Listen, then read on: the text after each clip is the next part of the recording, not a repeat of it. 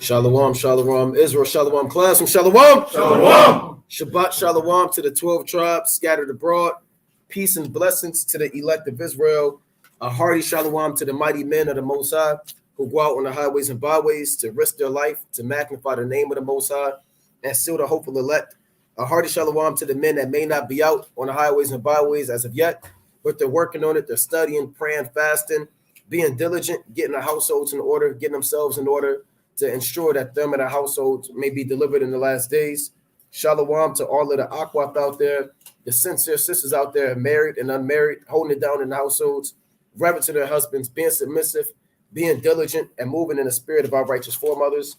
A shalom to the children out there, the elders out there, and everybody else in the world of Israel who are repenting and coming back to Yahweh Ba'ashem Yahushua on this beautiful Sabbath day. Shalom, shalom. Shalom. Like the brother said, Shabbat shalom. All praises to the Most High. We get to see another Sabbath, another day of repentance, another day of getting yourselves and your household in order, another day of magnifying the name of the Lord, showing brotherly love, charity, right? Being an example towards Israel, right? As we always do, we're going to start with Acts chapter 18 and verse 4. The book of Acts, chapter 18 and verse 4. And he reasoned in the synagogue every Sabbath and persuaded the Jews and the Greeks. Right, so this is another Sabbath service to persuade Israel, who knows that the Israel to continue in the law, statutes, and commandments, right, the faith, the brotherly love, all things that is good in the sight of the Lord. And to those just finding out that they're Israel, right, to repent, come back to be, as the Church of Berea, search the scriptures daily and diligently to see if the words that be spoken to you be true, or if this is a man or a woman who's speaking just of their belly, right, for their own filthy lucre gainsaying, right? And how we can do that is through Philippians 4 and 13. The book of Philippians, chapter 4, verse 13. Right. I can do all things through Hamashiach Yahushua, which strengtheneth me. Right, through the spirit of Yahweh Ba'ashem Yahushua, we're able to go through these precepts, get a proper understanding, cast down false doctrine, and stand 10 toes down for the words of the Lord, right? And the only way you can do that is through the spirit of the Lord, right? Let me get one more precept. Let's get Ezekiel 44 and verse 23, right? Because we're in a time of vast information, man. There should be no ignorance anymore, man. If you don't know, Google is your best friend in this truth, man, right? You can type in on the blue letter Bible, and you got precepts coming with the left and right, man. So it's no time for ignorance anymore, man. But being in this truth, you got to show growth. Being in this truth, you got to show the fruits of the spirit, right? The book of Ezekiel, chapter 44, verse 23. And they shall teach my people the difference between the holy and profane, and cause men to discern between the unclean and the clean. Right, so you got men on the highways and byways doing videos on social media, and we're teaching our people the difference between the unclean and the clean, the holy, the abominations of the Lord, right? So it's no time for ignorance in these last days, man. You can't say, well, I didn't know, right? It's countless YouTube channels. It's countless brothers waking people up and showing you what's going on through the spirit of the Lord, right? God, and the topic of this live stream is how to keep the feast of dedication, man. Right, let's go to Nahum chapter 1 and 9. You have to keep the feast days. You can't say that you're an Israelite and you just have a beard and fringes on. You can't say that you're in this truth just because you have a hair wrap and a dress on. Hey, Muslims wear hair wraps and dresses, man. Right. Everybody, people of the world have beards, man. They put fringes on everyday garments nowadays. So that doesn't make you an Israelite outwardly. You're an Israelite inwardly. That's Romans chapter 2, 22 on down. For he is not a Jew, which is one outwardly, but inwardly. So you have to keep the commandments inwardly, man. You have to keep the holy days. You have to keep the dietary law. You have to keep the civil laws, the moral laws. You have to keep these commandments, and your works are going to justify that you're an Israelite, man. Yahweh Shah said if you were of Abraham's seed, you would do the works of Abraham. So you can't just be an Israelite doing the works of Esau, right? If you're truly of Abraham's seed, then you will be doing the works of Abraham. And last time I checked in Genesis 26 and 5 on down, Abraham kept the commandments. So go to Nahum 1 and 9. The book of Nahum, chapter 1 and verse 9. What do ye imagine against the Lord? He will make an utter end. Affliction shall not rise up the second time. Right. For while they be holden together as thorns, and while they are drunken as drunkards, they shall be devoured as stubble, fully dry. Jump to verse 15. Verse 15. Behold, upon the mountains to the feet of him that bringeth good tidings, right, that publish peace, O Judah, keep thy solemn feast. What the Lord say? O Judah, keep thy solemn feast. No, we can't keep it. We in captivity. O Judah, keep thy solemn feast. Right? Perform thy vows, for the wicked shall no more pass through thee.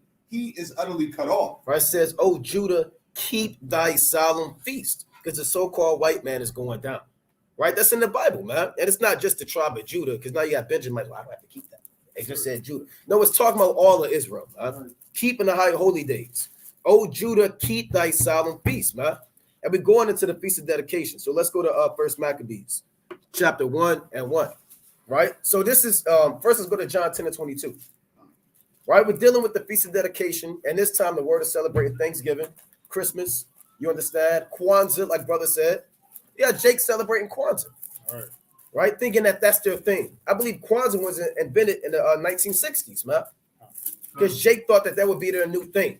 Since we don't have Christmas, we're going to do Kwanzaa. No, we're going to keep the feast of dedication, man. Right. You think that the Amalekites had Hanukkah, that belonged to them. That's the Jewish thing. What's the Jewish holiday? No, that's your holy day, man. Right. That's the Jewish thing. They spin the dreidel and they eat them nasty flatbread cakes. The damn latkes. Right. And we had to eat the latkes in school growing up. With the applesauce. Yeah, they made you eat them nasty latkes, man. And choking you out. Yeah, choking you out. And we have to spin that nasty dreidel in school, huh? Right? Bring that out, King. The book of John, chapter 10 and verse 22. And it was at Jerusalem, the feast of the dedication. And it was winter. Go on. And Yahushua. And who? And Yahushua. So Yahushua is around and he's keeping the feast of dedication. Where are you Christians at keeping the feast of dedication? I follow Jesus. They don't even know about the feast of dedication. All they know is Easter and Christmas. Go on. And Yahushua walked in the temple in Solomon's porch. Then came the Jews around about him and said unto him, how long doest thou make us to doubt? See that? So Yahushua walked in the temple during the feast of dedication. You're supposed to be in the temple during the feast of dedication, right? Following the footsteps of Hamashiach Yahushua. You may say, well, I don't see that in the law. Show me in the first 5 books, I have to keep the feast of dedication. Show me thou shalt keep the feast of dedication. It doesn't have to be written like that, right? The entire Bible is referred to as the law. Right? That's not, you have brothers saying, well, that was Mattathias' idea and Judas Maccabees. That's their thing. If it didn't come from Moses, I'm not keeping it. Well, brother, you're going to be destroyed, man. Right? Purim, destruction of Nicanor, Day of Simon, Feast of Dedication. These holy days were instilled throughout time.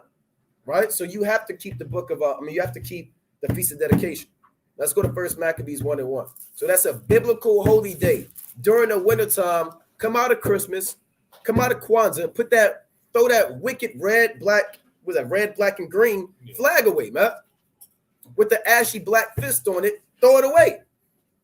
Right? Bring that up. The book of First Maccabees, chapter 1 and verse 1. And it happened after that Alexander, son of Philip, the Macedonian, who came out of the land of Chittim, had smitten Darius, king of the Persians and Medes, that he reigned in his stead the first over Greece. So the Feast of Dedication starts with history.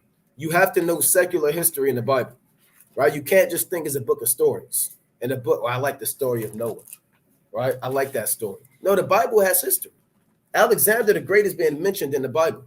So the foundation of the Feast of Dedication, like the Gabar was going into before the class started, it starts with the Greeks. You have to know about the Greeks in order to know about the Feast of Dedication, because the Feast of Dedication is predicated on us destroying the Greeks and cleansing the temple. And Maccabees is not in your everyday Bible. Your regular King James Bible that you have, you're missing 1st and 2nd Maccabees. You're missing 13 other books. You understand, from 1st Esdras all the way until 1st and 2nd Maccabees, right? So Alexander reigned over Philip. Now go to Daniel the 7th chapter, Daniel 7 and 6, to read about Alexander, because the Lord prophesied about Alexander. You have 4 major kingdoms that are prophesied in the Bible, right? You have what? Brothers know the 4 major kingdoms that are prophesied? Babylon. Persian means Persian Assyrian. Nope. No. By show of hands. By show of hands. By the show. Slocky, go ahead, King. Babylon, Persian, Medes, Greeks, and the Romans. There you go. Those are the 4. The Babylonians, the Persians and Medes, the Greeks and the Romans. Now, in the Old Testament, what kingdoms do you read about? Out of those 4, you read about the Babylonians, and the Medes and the Persians. And the New Testament, what kingdom do you read about? Just the Romans. So where's the Greek captivity at? Where is this time gap of the Greeks? Here you are in the New Testament reading about Jew nor Greek, Jew nor Greek, Jew nor Greek. Why are you reading about that? Because there's an entire history, what scholars call the intertestamental period, where the Greek Empire is being spoken about during First and Second Maccabees. So that's why there's all this confusion with Greeks in the Bible, because you're missing out on Maccabees, right? And the Greek Empire was prophesied in the book of Daniel. So let's read Daniel 7 and 6. The book of Daniel, chapter 7 and verse 6. After this I beheld, and lo, another like a leopard, which had upon the back of it 4 wings of a fowl. The beast had also 4 heads, and dominion was given to it. So this is the Greek Empire, right? Referred to as a leopard with 4 heads. Why? Because beasts are referred to as kingdoms. Jump to verse 17 to prove that. The book of Daniel, chapter 7 and verse 17. It says, these great beasts, which are 4 kings, which shall arise out of the earth. So Daniel saw these beasts as actual beasts in the vision, but it's symbolic or similitude for actual kings or kingdoms that will come up out of the earth. This beast that we're reading about in Daniel 7 and 6, let's read that again, is none other than the Greek Empire. The book of Daniel, chapter 7 and verse 6. After this I beheld, and lo, another like a leopard, which had upon the back of it 4 wings of a fowl. Right, the 4 wings of a fowl are the different regions that Alexander divided his empire into. Go on. The beast had also 4 heads. And the 4 heads are the 4 men, the 4 major generals who he gave his kingdom to. Go on. And dominion was given to it. Because the Most High set them up. Now, those 4 heads are what? Do brothers know the 4 heads? Before we go into it? We're just going to it. The Ptolemaic dynasty, or Ptolemy. Just say Ptolemy, right? Seleucus, Cassander, and Lysimachus. Or Lysimachus. Those are your four kings. Ptolemy, Seleucus, Cassander, and Lysimachus. Those are your 4 major kings. You had other generals that walked with Alexander. You had men like Antigonus. You had men like Perdiccas. You had different men that rode with Alexander, but those are the 4 major ones that fit the prophecy. And those men were Alexander's generals, where he conquered all the way from India all the way down to parts of Europe. And those men actually grew up with Alexander. They were his childhood friends. A few of them were his childhood friends. One of them was a little older, but a lot of those guys actually grew up with Alexander, and those were his generals. So when Alexander died, he divided his kingdom to those 4 men, right? Let's go to Daniel 11 and 1. The book of Daniel, chapter 11 and verse number 1. So it's important to go into the history in the Bible too. Like we always say, stop just reading Proverbs 31 all day, praying for a wife. All you want to read is, well, what's on that merchant ships? You're fasting to try to figure out what's on the merchant ships in Proverbs 31. What is she bringing? What type of spindle and stab does she have? Did Esther, did she have cornrows? Right. Surely she had cornrows, right? Because the Benjamite woman, she had to have braids. The Benjamite. And then you sit in your mind is all you do is think about the hairstyle of Esther, right? I heard, she tore her hair into pieces. Was it few over here, right? They have 3 braids. You can't think about that all day, man. You got to get your mind out of Esther's hair and the Proverbs 31 woman on the merchant ships. That's off, man. You got to get into this thing. You got to take your shovel and start digging. Right, so let's bring that up. The book of Daniel, chapter 11 and verse 1. Also I, in the first year of Darius the Mede, even I stood to confirm and to strengthen him. Right. And now will I show thee the truth. Behold, there shall stand up yet 3 kings in Persia. Right. And the 4th shall be far richer than they all. And the what? And the 4th shall be far richer than they all. Right, read that again, Salakia. And the 4th shall go be from the far top. richer. Salakia from the top. Khan. Also I, in the first year of Darius the Mede, even I stood to confirm and to strengthen him. Right. And now will I show thee the truth. Now will I show thee the truth. Behold, there shall stand up yet 3 kings in Persia. Right. So you have 3 kings in Persia. Right. Now the Persian Empire was the empire that ruled before the Greeks. They started their empire around 550 BC when Cyrus the Great took over. They were defeated around 331 BC, like we always go into at the Battle of Gaugamela. In 331 BC, Darius III was defeated by Alexander the Great. You had these three kings in Persia. You understand? You had Cambyses II, and you had Darius, and you had you had Cambyses II, Pseudo-Smerdis, and Darius. Those are your three kings, right? Cambyses II, he's the actual son of Cyrus the Great. So Cambyses II. Then you had, his name is Pseudo-Smerdis, or he'll also be known as Bardiah. That's the second king of Persia. Your third king of Persia is Darius I. Scholars call him Darius the Great. Those are the three kings of Persia. So the three kings of Persia, again, Cambyses II. So brothers, get these notes so when you're doing the breakdowns, you know how to break it down. Cambyses II, Pseudo-Smerdis, also known as Bardiah, Bardiya. Your third king is Darius I. These are different kings out of the Achaemenid dynasty, also known as the Persian Empire. Now it says there should stand up three kings in Persia, and the fourth shall be richer than they are. That fourth king is Xerxes I. Xerxes I. That's the nasty creep you watch when you watch the movie 300. Brother, seen the movie 300? He put his hands all over Leonidas and start damn breathing like a demon, right? And he had all of the nasty chains and golds on, and the Baphomet and the people playing that was wicked, man. And he had the people carrying him wherever he went, and he walked on them like steps and said he was a god. He played the hell out that role, man. That's how he would be, man. If I had to imagine Xerxes, I would picture that guy being Xerxes, man. Now, he had beards and stuff, but, you know, that guy, that's Xerxes I that you read about in the Bible. He was far richer than they are. Now, we've done in-depth breakdowns. If you want to get deeper into Daniel 11th chapter, you're more than welcome to, right? And read about how Xerxes, actually read on the Daniel 11.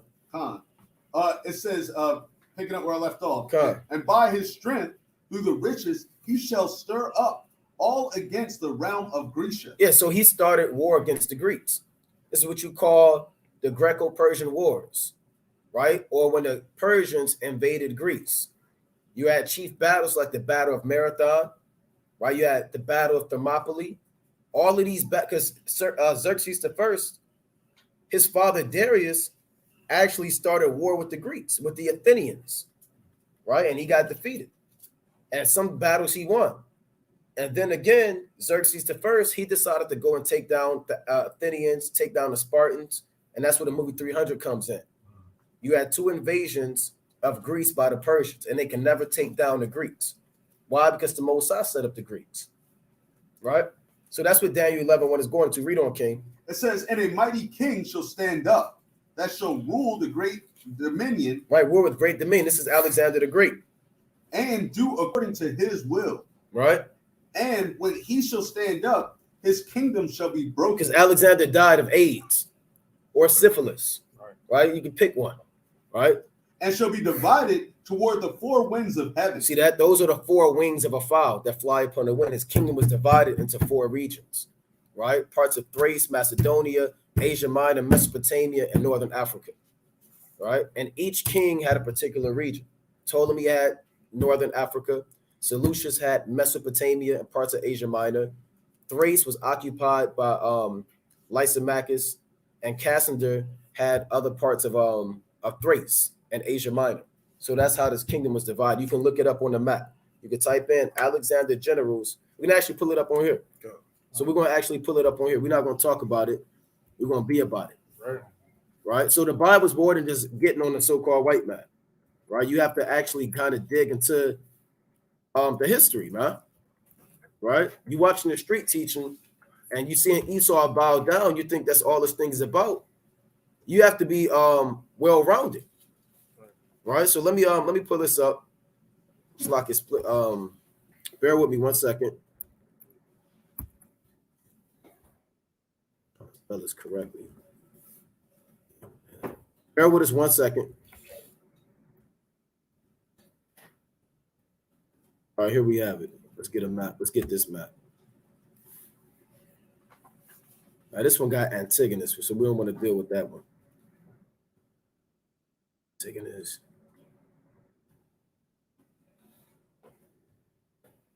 All right, bear with us.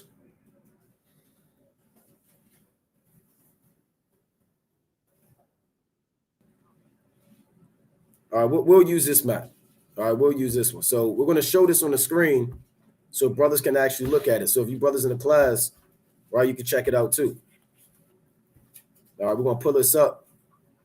Now, what you're looking at right here, this is what scholars would call the diadici or the diadiki, which means the successors, because these are the successors of Alexander's kingdom.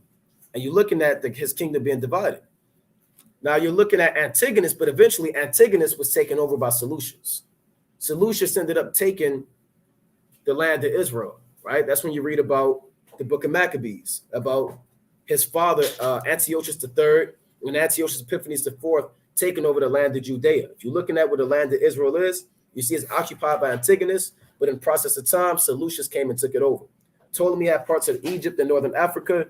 Cassander had Macedonia, and Lysimachus had Thrace, and then he took down parts of Asia Minor, Ionia or Lydia. This is Alexander's kingdom being divided. We're reading about it in the Bible. Brothers understand that? Come. So his kingdom was divided towards the four winds. Go on. The four winds of heaven, Right? and not to his posterity, Right, meaning when Alexander's kingdom was broken, it got weaker. Right? Go on. nor according to his They dominion. didn't have the same power, right? The Lord said a nation divided against itself, what? Shall not. Oh, he got it right there. Matthew 12:25. The book of Matthew, chapter 12 and verse 25. And once you start getting into the history, you know that all these generals were at war with one another, right? Right? That's Esau against Esau, man. Right? So they didn't want to see the next part of the kingdom over top of the next. You had the Ptolemaic Wars, the Seleucid dynasty. It was all hell breaking loose, man. They was burning down what was it, the temples that they had built. It was a whole bunch of war going on. Right. That's how the Roman Empire came in and destroyed them. The book of Matthew, chapter 12 and verse 25. And Yahushua knew their thoughts and said unto them, every kingdom divided against itself, it is brought to desolation. And every city or house divided against itself shall not stand. God, so that's the beginning of the downfall and the Lord, most importantly, of the so-called Greek Empire, man. Right. And Slakia, real fast. Let's go to the book of First Maccabees, chapter 8 and verse 1, man. Hold on. Before you finish that, let's finish. Let's finish Daniel 11. Where you left off. The book of Daniel, chapter 11 and verse number 4. It says, and when he shall stand up, his kingdom shall be broken. Right. Alexander died at the age of 32. He started his reign at the age of 20. That's a young man to conquer the whole world by the age of 32. And when he got done conquering India, they got a movie called Alexander the Great. Colin Farrell played Alexander. It's a good movie, and it show you about Alexander. So brothers, check that out. Or you don't have to sit around and watch NFL Network all day, man. What's the name? It's called Alexander, I believe. Yeah, it's a good movie. It's like 4 hours long. Yeah, it's a long movie, man. Show him conquering Babylon, conquering all these different kingdoms. Right. That's a decent movie. So you got to get into these biblical things, man. These are historical movies, right? You got the Kings and Generals, which is a beautiful YouTube channel that goes into secular history. You got different documentaries you got to get into. What's that? It's an app that they always show on Kings and Generals. I can't think of the name of it, but it's an app that has nothing but secular history on it. Right. So brothers dive into that. Yeah, they went into the Feast of Dedication on that. And Viticus. Yeah, and Viticus, that's another good channel. So you brothers stop watching Sports Center trying to see how much Steph Curry is scoring. Right. You know? Oh, he's on fire. Right? That's all I see in the damn time. Steph Curry's on fire. I'm scrolling past that, man. Trying to see the prophecies coming to pass. Right? So Alexander reigned from the age of 20 to 32. He died of AIDS because he got popped by one of his men. Right? And he got sick. So he's off. Right? And he used to fight naked from the waist down. When he got done conquering India, he started crying. And they said, well, why are you crying? He said, I don't want to talk about it. I said, why are you crying, Alexander? He said, there's no more people to kill. There's no more land to conquer. Then he dropped dead. So that's the so-called white man, man. He started crying because there was no more people to kill because the Lord cut him short. Read on, King. Khan. I got one precept. Book of Daniel, chapter 11, and verse 4.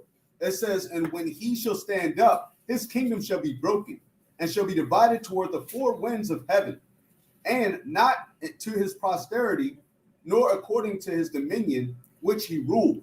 For his kingdom shall be plucked up, even for others besides those. Yeah, so his kingdom got divided. And like Amos said, when you read this entire chapter, or you read about 90% of this chapter is going into the Ptolemaic and the Seleucid wars, right? The Ptolemaic dynasty against the Seleucid dynasty. And we got this pulled up right here. Here's a timeline of the house of the Seleucids, right? So here's the Seleucid dynasty, starting with Seleucus the first Nicator, Antiochus the first Soter, Antiochus the second Theos, Seleucus the third, Antiochus Magnus, aka Antiochus third the Great, and we'll touch on Antiochus Epiphanes the fourth. The wicked. Yeah, the wicked root, right? So these are your Seleucid dynasty, and when you read Daniel 11th chapter, 90% of it is the Seleucids against the Ptolemaic dynasty. So let's pull up the Ptolemaic dynasty. So brothers can actually see this, and that's what this chapter is about. And this is the foundation of the book of Maccabees, understanding that these kingdoms were at war with one another. You can read about Cleopatra in the Bible, right? Cleopatra Theos, Cleopatra the third. So here's Antipater all the way down. This is the Ptolemaic dynasty, Ptolemy the first and all of his sons. And you see Cleopatra in this thing because Cleopatra is an Edomite. But a lot of so-called Eves, they like Cleopatra because they think that she's the queen of Egypt. I like Cleopatra. Hey, she's a Greek, a so-called white woman from the Ptolemaic dynasty, right? That's why the so-called white man likes to be Pharaoh and he likes to be the queen of Egypt, or she likes to be the queen of Egypt. But those are Edomites that ruled Egypt in the Ptolemaic dynasty. I had a quick precept for Gabar get his in Job 14 and 5. Right, so now we got it. We kind of dive into now we digging, man. We put our foot in the tip of the water to see if it was cold. So now we jumped in. Right. They say you too much on the shallow, and now you got to go in the deep end. So we had to swim to the deep end, and the lifeguard said, "Leave those guys alone." Yeah. Right, bring that up. The book of Job, chapter 14 and verse number 5. Seeing his days are determined, Right, the number of his months are with thee. Thou hast appointed his bounds that he cannot pass. that was what. Thou hast appointed his bounds that he cannot pass. So the Lord set up the boundaries and a timeline for the so-called white man to rule, and he can't pass it. He wanted to go past India. The Lord said, "No, I want you to stop right here and drop dead." Hey, if it was up to Solomon, the Lord could have Solomon conquer the whole earth in his wisdom. He could have did it. The Lord said, "No, that's not your thing." The Lord has appointed the boundaries and timeline for every man.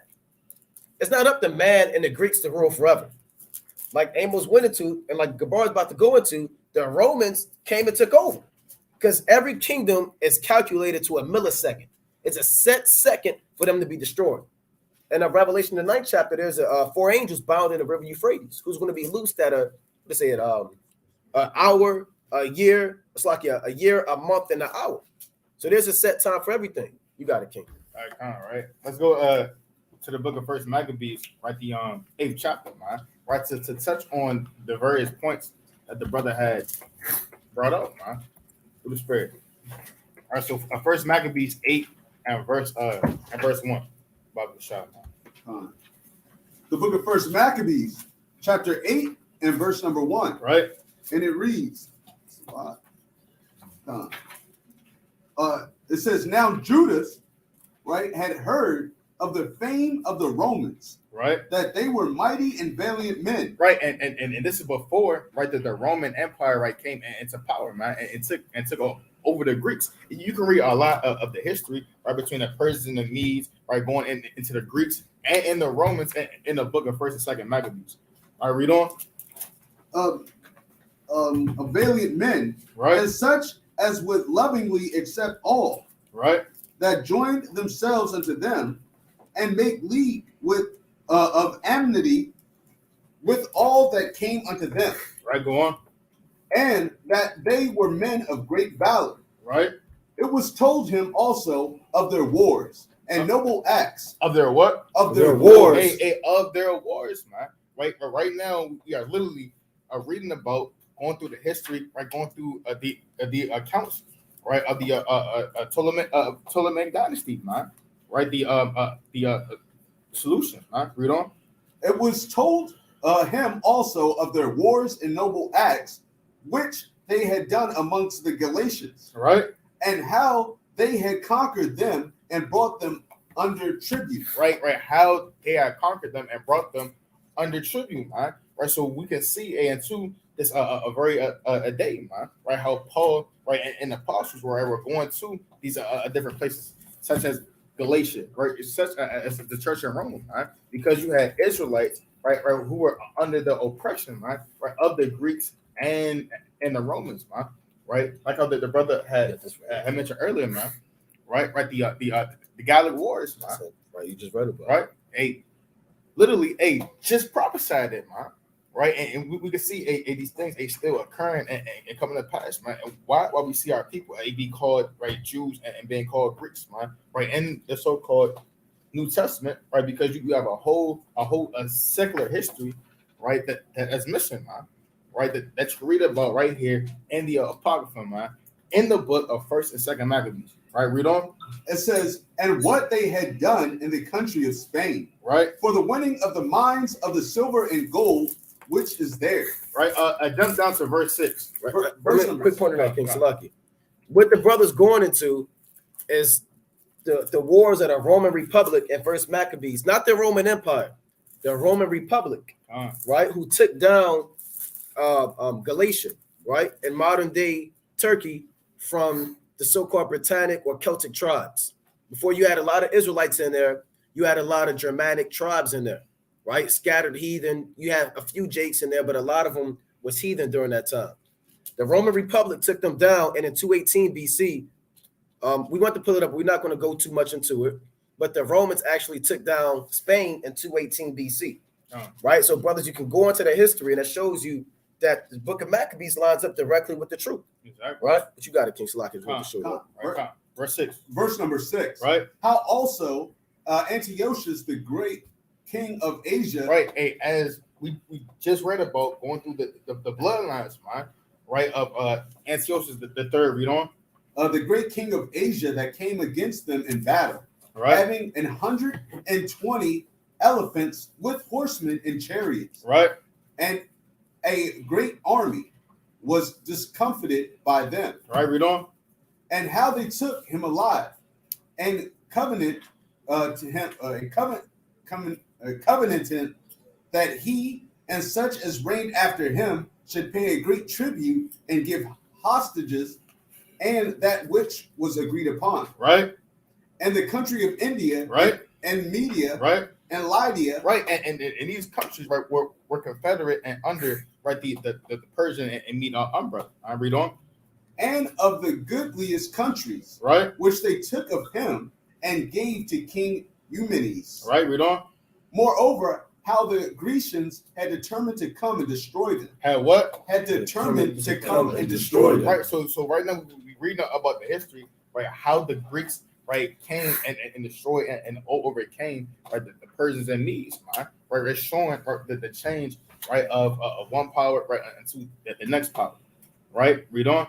And that they, having knowledge thereof, sent against them a certain captain, right, and fighting with them slew many of them, right, and carried away captives their wives and their children, and spoiled them, and took possession of their lands. And did what? And took possession of their lands. Right. So the Greeks, right, came in, right, and conquered the Persians and Medes, right, took their lands, right, their women, their children, right, and bound them in captivity, man, right, and brought them down, right, read on. And pulled down their strongholds, right, and brought them to be their servants unto this day, right, until that same very day, right, until the Roman Republic, right, came and overcame the Grecians, right. Last one, verse 18. Verse number 18, right, and to entreat them, right, that they would take the yoke from them, right. For they saw that the kingdom of the Grecians did oppress Israel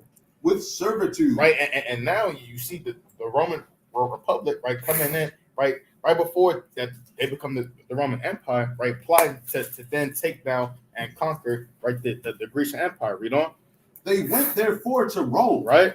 which was a very great journey, and came into the Senate, where they spake and said, Judas Maccabeus. Right, come on. You can rest, man, right? But the point is, right, we going through the history, right, through us keeping the feast of dedication, right? We seeing, right, that the empires being taken down, right? The Greeks taking on the Persians and Medes, right? Linking up, right, exactly, right, with Daniel, right, to the 7th chapter, and Daniel the 11th chapter, right? How all the precepts in history is linking up, right, directly, right, showing you that the kingdoms and the powers, right, their rise and their falls. It's a spirit. And going into that, the Roman Republic took down the Greeks and what you call the Macedonian Wars. So if brothers go into the history, you can read about the Macedonian Wars, which were 4 wars fought between the Roman Republic and the Greeks. The Roman Republic took down the Greek. There's over like a 2-hour documentary on so-called kings and jet. They actually go into that. You can go into the books. Brothers can go to the library and get these books, man. I like going to the library and getting them books, man. Right? They still there. You got to blow the dust off of it. Not the book of Enoch and the book of Jubilees, right, but books that go into the history of the prophecies, man. It's okay to read, brothers. Right? It's okay to dive into that history so you have a better understanding. That's Kings and They got they got over like 30 videos talking about these wars, man. Right? Alexander's campaigns, where his father, right? All these wars are explained in details on these channels. Right? And they line directly up with the scriptures. So you got to go into that thing, man. So that's the foundation of the Greeks coming into power. The Greeks during this time, this is in Maccabees, before the Roman Republic actually took them down. So we're in the time when the Greeks are in power, and in Maccabees, this is the time of the Ptolemaic and the Seleucid dynasty. So let's go back to First Maccabees 1 and 2. The book of First Maccabees, chapter 1 and verse number 2. I'll read one again. Verse number 1 and 1. It says, and it happened after that, Alexander, son of Philip, the Macedonian, who came out of the land of Chittim. Meaning he came out of Greece, Macedon, out of the his father was Philip II of Macedon. Go on. Had smitten Darius, king of the Persians and Medes, that he reigned in his stead the first over Greece. He took down Darius III after the battle of Gaugamela in 331 BC and became the sole ruler of the known world. Go on. And made many wars and won many strongholds and slew the kings of the earth. Right. So the Lord was with him to do this. Go on. And went through the ends of the earth and took spoils of many nations, insomuch that the earth was quiet before him, whereupon he was exalted and his heart was lifted up. Yeah, when you read Acts 18, Acts 6, you read about Apollos and you read about Alexandria, right? Apollos and Stephen, they're from Alexandria, right? Those men are from a city named after Alexander the Great. So you can read about Alexander even in the New Testament and his so-called legacy and influence that he had on the known world, right? Go on. You was going to get it? Okay. All right, go on. It says, and he gathered a mighty strong host and ruled over countries and nations and kings who became tributaries unto him. Right. And after these things, he fell sick and perceived that he should die. And he had AIDS, the highest form of AIDS, or scholars would say stage 3 syphilis, getting popped by one of his soldiers. Go on. We don't care about his legacy. Right? Go on.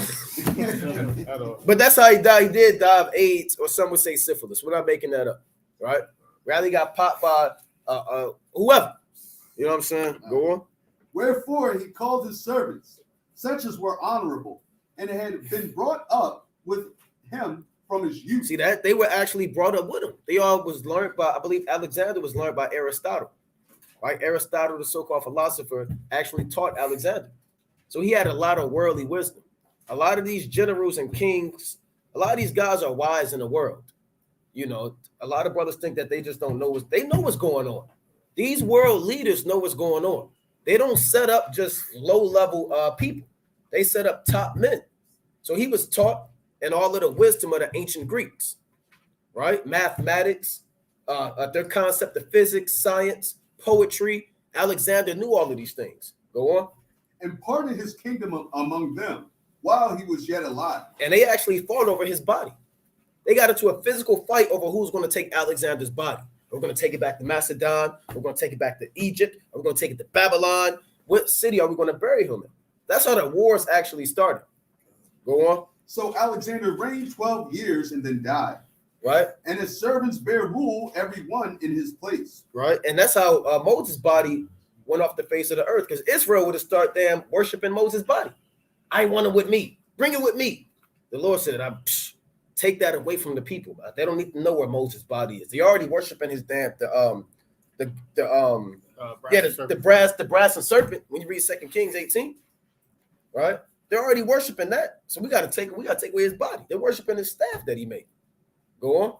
And after his death, they all put crowns upon themselves, so did their sons after them, many years. So the so-called white man is coming into power, and what happened right after? And so did their sons after them, many years, and evils were multiplied upon the earth. What the Lord say? And Evils were multiplied upon the earth. In the earth. And evils were multiplied in the earth when a so-called white man came into power. Right. Go to Proverbs 29 and 16. As soon as the so-called white man come into power, that's why they got to take this out. Because pedophilia, or they call it pedestry. Right. Pedestry, rampant homosexuality, rape, robbery, and murder happened when the so-called white man came into power. See, the other nations, they ruled with an iron fist, but they didn't dare do what the so-called white man did. Huh? Proverbs 29 and 16, King. The book of Proverbs, chapter 29 and verse 16. And it reads, when the wicked are multiplied. When the what? When the wicked are multiplied. When there's more Edomites on the earth, transgression increases. more sin is going to happen. The more Edomites you have, the more sin. Right? Go on. But the righteous shall see their fall. And most high willing, we're going to see their fall. Right? Go to Proverbs 28 and 28, I believe. The book of Proverbs, chapter 28, verse 28. When the wicked rise. When the wicked rise, men hide themselves. Men hide themselves. Here come the wicked. Let's hide into the caves of the earth.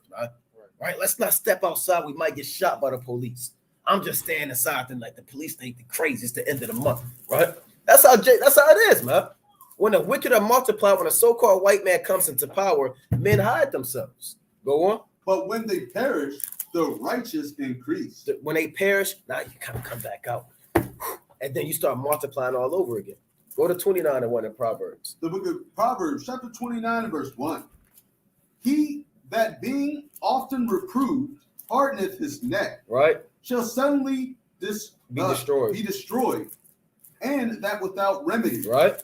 When the righteous are in authority. When the righteous are in authority, the people rejoice. The what? The people rejoice. Hey, when Solomon was in power, it says Israel and Judah was eating and drinking and being merry as the sand of the sea, man.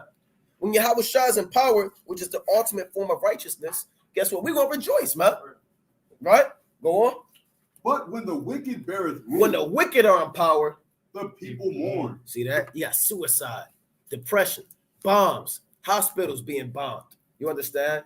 Drive-bys, killing, organ harvesting, sex trafficking, rape, robbery, and murders, pillaging, castration, buck breaking, torture, lies, deception, drunkenness, reveling, orgies, pornography, evil men on the earth, man. Right.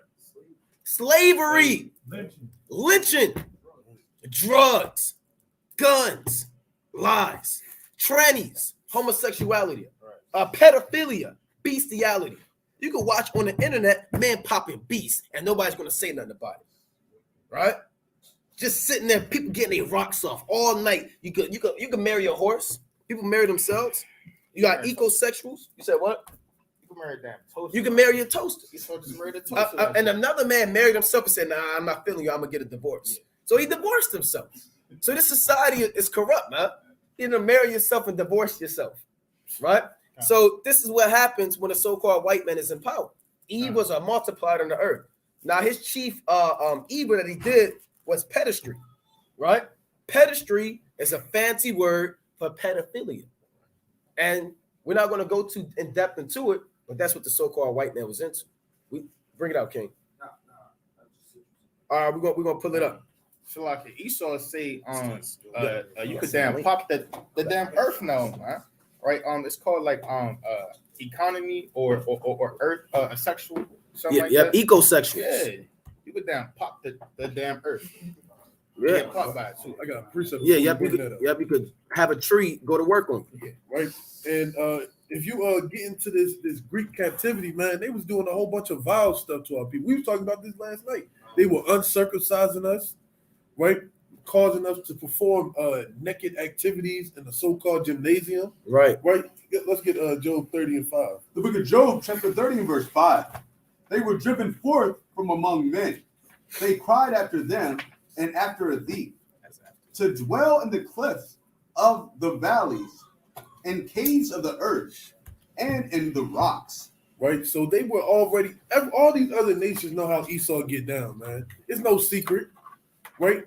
The so-called ancient Africans, they knew how Esau got down. Right. Right? The Persians and Medes, right? The Elamite, everybody knows how Esau gets down, right? They was driven from among men, right? They weren't comely before the face of men, right? It says, among the bushes they braved, under the nettles they were gathered together. They were children of fools, yea, children of base men. They were viler than the earth. Right, they're base men, man. Right, they're viler than the earth. Right, the things that they were doing to our forefathers during these captivities, right, they may have wisdom of the world, right, so-called theories, right, hypothesis, things of that nature, but all of that is just a thought. I got it. That's just a thought, man. None of this stuff can be proven. Right, how many miles we are away from the sun. Right. Right, if you go into the history, the Kings of General just posted it. Right, the great library in Alexandria. Right, they had all the world's greatest history, but what did the Lord do? The Lord burnt it down. Right, all that unnecessary information, how your oculars work. Right, they was dissecting dissecting your forefathers to see how the eyes really work. Right. Then eating the bodies afterwards, man. Evil, man. Disgusting, man. That's why I said evils multiplied the earth, man, upon the earth. Right, it's a little bit more than that, I believe. Yeah, you can read now. It says, and now am I their song. Yeah, I am their byword. Right, and now we're their byword, man. Right, when they see us, they defiled our temples, man. They laughed at our sacrifices and things of that nature. Well, you got to get boss. Let's go to the book of 2 Maccabees, right? Chapter 4, and let's start at verse 7, man. The book is 2 Maccabees 4 and 7. the book of 2 Maccabees, chapter 4 and verse number 7. Right. And it reads, but after the death of Seleucus, right, when Antiochus called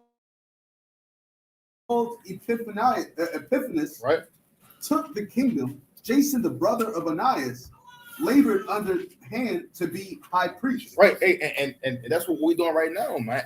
Reading about these wars and these wicked, nasty, Greeks, man. Right, reading about solutions right now in the scriptures, man. Right, Ptolemy, man, Antiochus, man, and reading about all these men who were wicked thereof, man. Read on.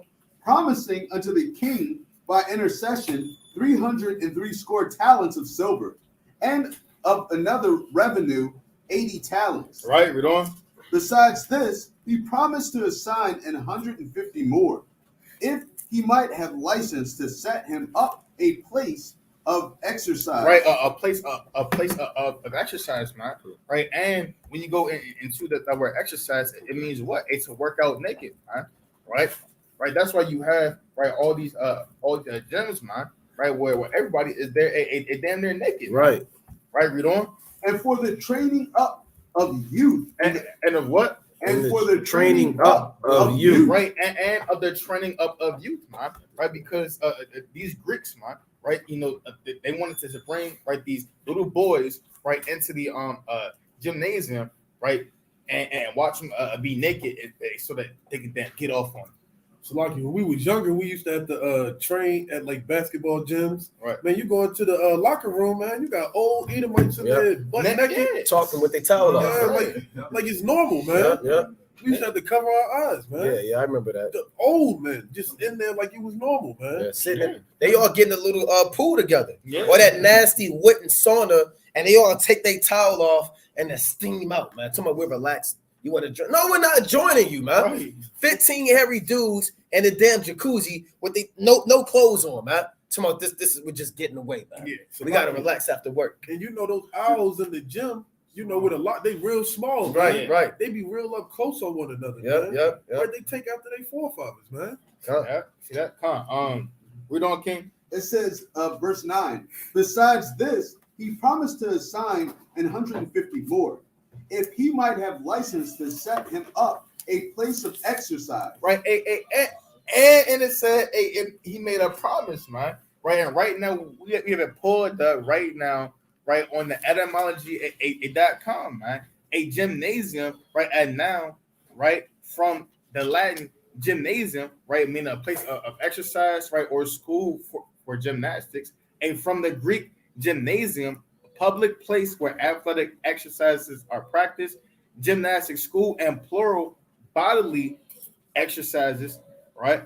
I'm just jump down, right? It says literally or figuratively, literally to train naked from gymnos, a naked, right? See that? So this word literally means to what? To train or to work out naked, man. Right? Come on. Quick point. And that's where that gym got a spirit on it, man. Yeah. A lot of people, you go into the gym, you got a woman with their body all out. Right. To my working on my damn so-and-so, man. Right. Then you got Jake in there, they lusting after each other. It's a lot of spirits in the gym. People on protein powder, they raging. People in there, you got creeps in there with dark hats and shades on, running the treadmill, but they really looking at you, stalking you. You got men in there that look at other men. People in there are lusting after you. They're in there lusting, then they go in the bathroom and go to work on themselves because they see you working out strong. Then they come back and leave the gym. You think everybody's in there to work out. People are in there lusting after you, man. Right. They're watching you. We got people talking about, I'm just going in there to do my thing. I'm not looking at them, but people are looking at you. Right. You see that? They liking the way you move, and they getting off on that, man. And you got these guys in the UFC and the octagon, they fight, and the dude damn face build his damn rod, man. Yeah. Somebody's just to move. Get over it, grow up. No, brother, come out of that, man. Right. You got a brother in the damn thigh grip, man. He call it a triangle thigh grip, and his face smashed between your thighs. So it's just a thigh grip. It's a fundamental. You're not gonna put no grown man in a thigh grip, a face thigh grip. Your damn thighs gripping his damn face like this, man. That's wicked, man. Butt blast on his face. Damn butt blast and thigh grip. It's like when you start off in wrestling. After the first match, they get down on all fours and they start off with your hand behind your back. Now you gotta wrestle up out of there. They put you in a position. Yeah, you got it. Yeah. So hey, these damn Greeks are damn off, man. Right, jump down to verse 13, man. Right, because these customs, right, of course, right. When you read the book of Proverbs, right, 22:6, man. Train up a child in the way he should go. Right, we had these Greeks, right, who were taking, right, these Israelite children and kind of molesting them and doing stuff to them, right, at a young age, right, and breeding a damn abominations thereof, man. I'm gonna touch on that too, right? Read on. Verse number 9. Greek gay statues. It says, besides this, he promised to assign 13. Verse 13. Salakia. It says, now such was the height of Greek fashions, right, and increase of heathenish manners. Through the exceeding profaneness of Jason. Through the what? Through the exceeding profaneness of Jason. Right? It said the heathenish manners increase, right? Right? Through taking on these abominable practices. Read on. That ungodly wrench and no high priest. Right? Jump down to verse. Right, number 19. Verse number 19. Because look at this, man. This is all, man. This is all. Bring that out, King. Verse 19. This ungracious Jason, right, sent special messengers from Jerusalem, right, who were Antiochians, right, to carry 300 drachms, right, of silver to the sacrifice of Hercules. Right, to the sacrifice of Hercules, man. Right, which brothers got pulled up right now, man. Right, it is so-called a nasty, a fetishized, a damn Greek. Hey, what the hell is that, man? right? That's madness, man. It be so-called fetishizes of the damn Greeks, man. It getting off right on damn men. And look at this, man. This is madness, right? Right, here you go. The ancient Greeks, man, got little boys kind of, doing stuff, man. You can see it. I ain't got to say nothing to it, man. I ain't got to talk to it. So, Lucky, this is the beginning of Esau's dominance, Right. This captivity right here. Right. I remember in the summertime, Brother Nakwan was doing a cold cut right around the corner in that park. Oh yeah, yeah. Those nasty statues are. Yeah, that's right up the street. And there was a little boy with his the statue with a little boy and the father was naked. The statue is naked. And the name of the statue was called Force. It was called Force. That's right up the street, man. Right. So That's off. yeah, you have more than that? Yeah, that's it. All right. That's So it. let's go back to First Maccabees. Let's go to 1 and 11. Time. Right. So oh, you had a point. So, Lucky, and this cuts to show you that Alexander the Great was not an Israelite, man. Wow. That was a doctrine going around, man. Right. The evils that were multiplied were caused by Esau, man. Right. And another point, in Matthew, the 2nd chapter, this is why Joseph brought Yahushua down to Egypt, right? Because you had the Ptolemaic dynasty set up in that area, right? And they had Israelites down there, Yep. right? Because they were sending us everywhere with captivity, man. Right? We wasn't just strictly in Israel. We was all over the world, right? So it was Israelite sets already set up in Egypt. Come. Can I prove that real fast? Come. Right. Second Maccabees, right, 1 and 1. It says the brethren, the Jews that be at Jerusalem and in the land of Judea, wish unto the brethren, the Jews that are throughout Egypt, health and peace. Right. So plain upon tables, man. Like the brother said, you had these Greeks, pushing our people out, right? All over, man. Right to Egypt, right? Galatia, right, and so on and so on, right? All these various parts is where our people were at. Like, how you got? Con. So let's go back to First Maccabees 1 and 11. So brothers understand that history, Con. So now we dive into enter in Antiochus Epiphanes the fourth. Right. So let's read this. The book of First Maccabees, chapter 1 and verse 11. Actually, go back to 4. First Maccabees 1 and 4, I believe. The book of First Maccabees, chapter 1 and verse 4. And he gathered a mighty strong host and ruled over countries and nations and kings who became tributaries unto him. It's like a king. I want you to jump down to 10. Verse number 10. And there came out of them a wicked root, Antiochus surnamed Epiphanes, son of Antiochus the king, who had been an hostage at Rome. And he reigned in the 130th and 77th year of the kingdom of the Greeks. So like we pulled up on that timeline or that dynasty or that family tree, Antiochus Epiphanes the fourth was a hostage at Rome. You can read about that in Daniel 11th chapter. He came out of Rome and he slew the man that was supposed to rule, and then he took over the kingdom. Right? He obtained it by flatteries. You can read that in Daniel 11. We don't have to go into it, but he's the one who's going to be responsible for initiating the revolution, rather, of the children of Israel, led by Mattathias and his sons. Right? So let's read on, King. In It says, verse 11. In those days went there out of Israel wicked men, who persuaded many, saying, let us go and make a covenant with the heathen. Let us what? Let us go and make a covenant with the heathen. See that? That's contrary to the law. The Lord said in Exodus 32, you should make no covenant with them or their gods. Go on. That are round about us.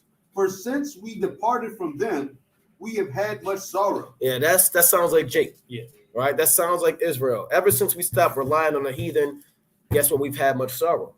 Go on. So this devise pleased them well.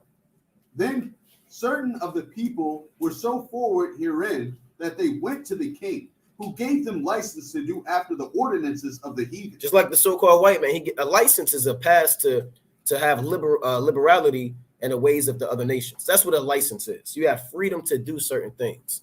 So they allowed them to go to and fro from Judea, to live like the Greeks, to accept Greek customs, to accept their currency, to accept their lifestyles.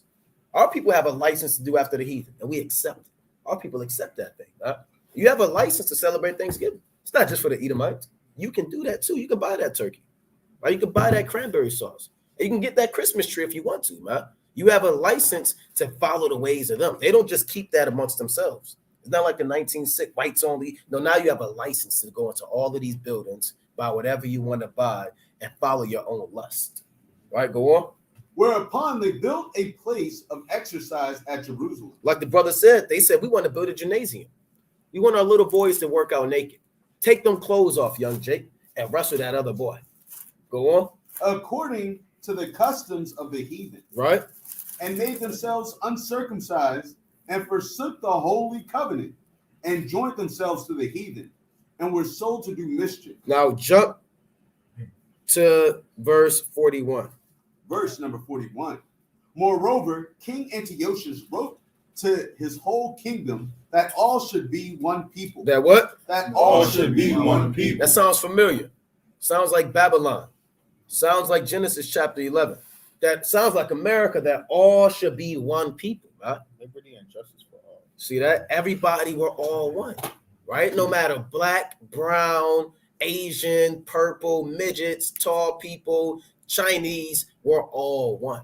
We see that on the highways and byways all the time. That's an ancient Greek philosophy. That's democracy. When you give power to the people and all the people are one. You got a point? I have a question. Khan. Correct me if I'm wrong, but this is where you get your, like, this is where Hellenization is. Yeah, Khan. This is where that's an excellent point. This is where Hellenization comes in, and Hellenization is what it means, following the ways of the Greeks, right? Discus and gymnasiums and wearing togas and stamping Greek letters like the fraternities do. You got Jake talking about, I'm in a fraternity. Get your game up. And they boasting. They walking around doing the thing. I don't even know what it is. Y'all know what it is. Stepping. Yeah, they wear the hats. They call it stepping, man. And then if you, hey, man, they take that stuff serious. Jake, they'll fight you over that, man. They'll kill you. It was out when I was in the world, it almost went down, man. Yeah. You know, because they was, you know, they thought they was doing what they was doing, and I was doing what I was doing, and all hell almost broke loose, man. So you got to watch out for these fraternities and these sororities, man.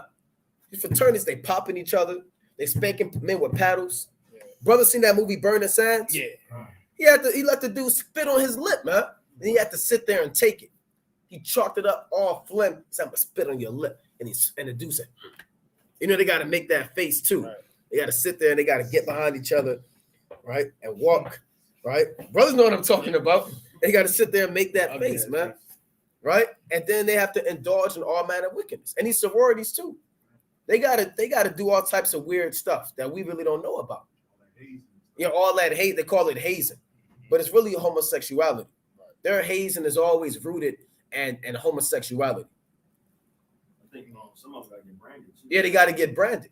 I saw a guy, I think we was teaching the guy one day, he had the big horseshoe, right? He had the big, and they look bad too. And he getting old and bust up and got to put a Band-Aid on it. Yeah, keloids, right?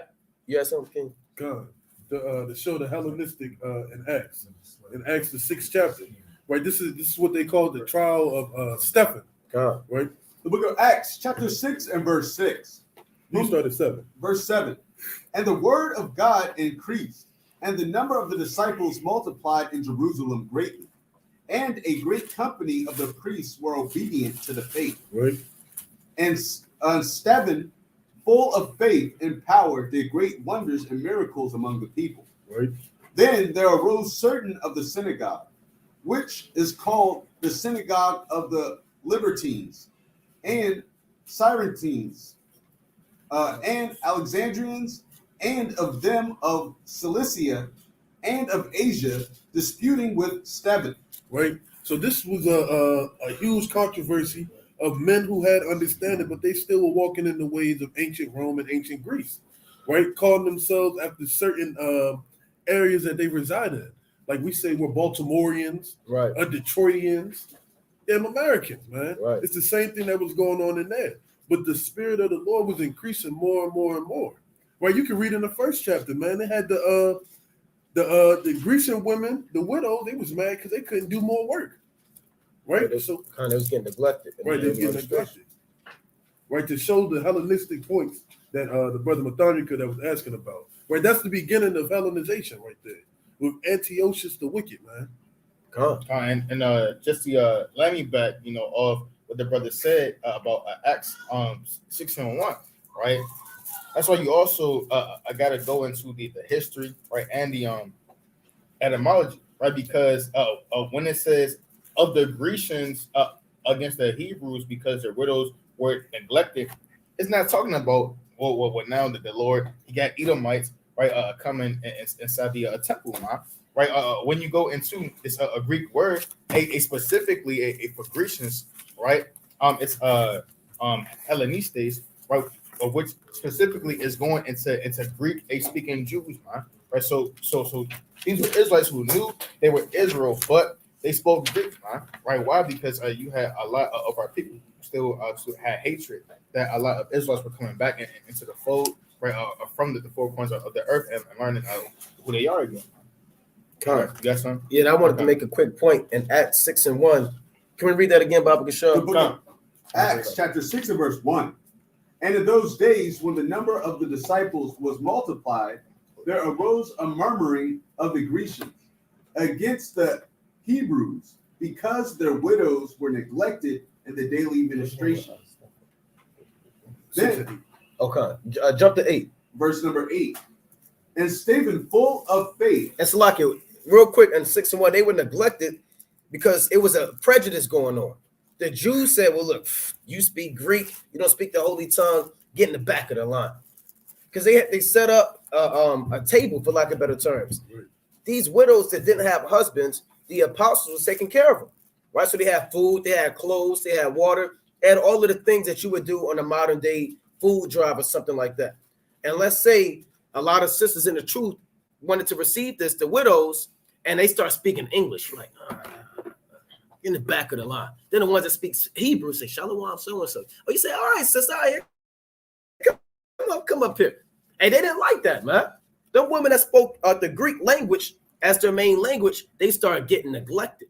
So that's why the apostles set up these 7 deacons who all had Greek names and knew about the Greek culture to be able to relate to these women to take care of them. Because you had a prejudice going on between the women that spoke Greek and the women that whose main language was Hebrew.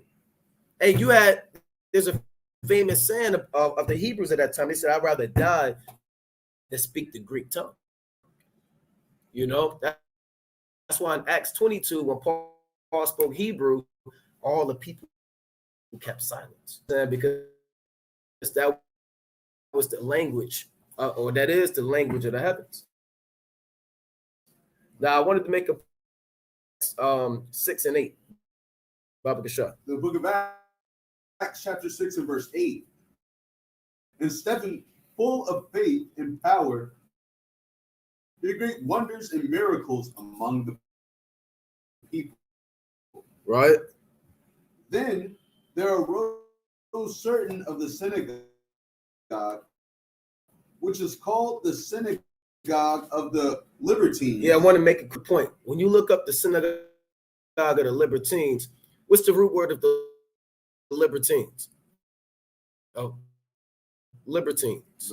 Liberty, right? Because you had a certain synagogue that was founded off of free slaves that were Israelites. They used to be slaves of the Romans, and then they got their freedom and they established a synagogue.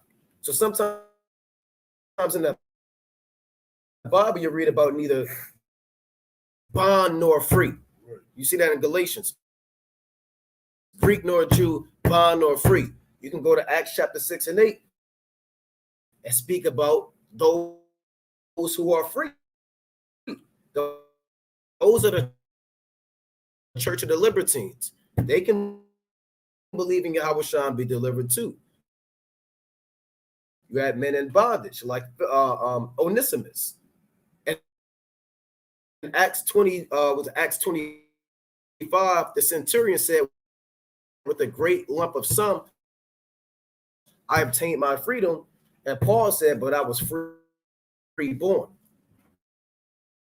Right? So the Church of the Libertines were Jews from Rome who got their freedom and established their own synagogue and thought they knew what was going on. But they was getting confounded by Stephen. Go on, King. So you had the Church of the Libertines. And Cyrenians. Cyrenians, the man that carried Yahweh's cross is who? Simon of Cyrene. Because I know that he bare Yahweh's cross. He came out of Cyrene, which is northern Africa. Go on. And Alexandrians. Alexandria. That's the great day. Got this guy Stephen. He's confounding us, and he traveled from around the world. Huh? So Stephen wasn't making a small deal. That was a big deal going on. It was like he said, like Amos said, it was a big uproar. All hell was breaking loose with Stephen. Imagine that you can find so many people. They're calling people from around the world. We're traveling shit. We're gonna get this thing. I got something from it. Going over the scriptures, and he cutting them up. Man. That's why. Go to verse 10 real quick. Verse 10. And they were not able to resist the wisdom and the spirit by which he spake. Damn, they couldn't stop him, man. They couldn't resist his wisdom, man. So they had to kill him. He's too mighty. They had to kill him, right? Yeah, Jake and they, man, nah, man, I can't take that shit. Yeah, we're gonna get that anymore. Let's set up and read Acts the 7th chapter. Yeah. They set up false witnesses and said this man said that Moses. He's teaching things contrary to Moses. He got a new law. He got his own thing going on. And they killed Stephen. And then Stephen said, Father, lay not the sin to their charge. So Stephen was on fire, man. A lot of brothers don't talk about Stephen a lot, man. Stephen's, and he was mighty, man. You know, to be chosen by the apostles and be the chief deacon at the time. And Stephen is a Greek name too, right? So you had some, King? Con. What you got? Oh, Hellenist. Okay, Con.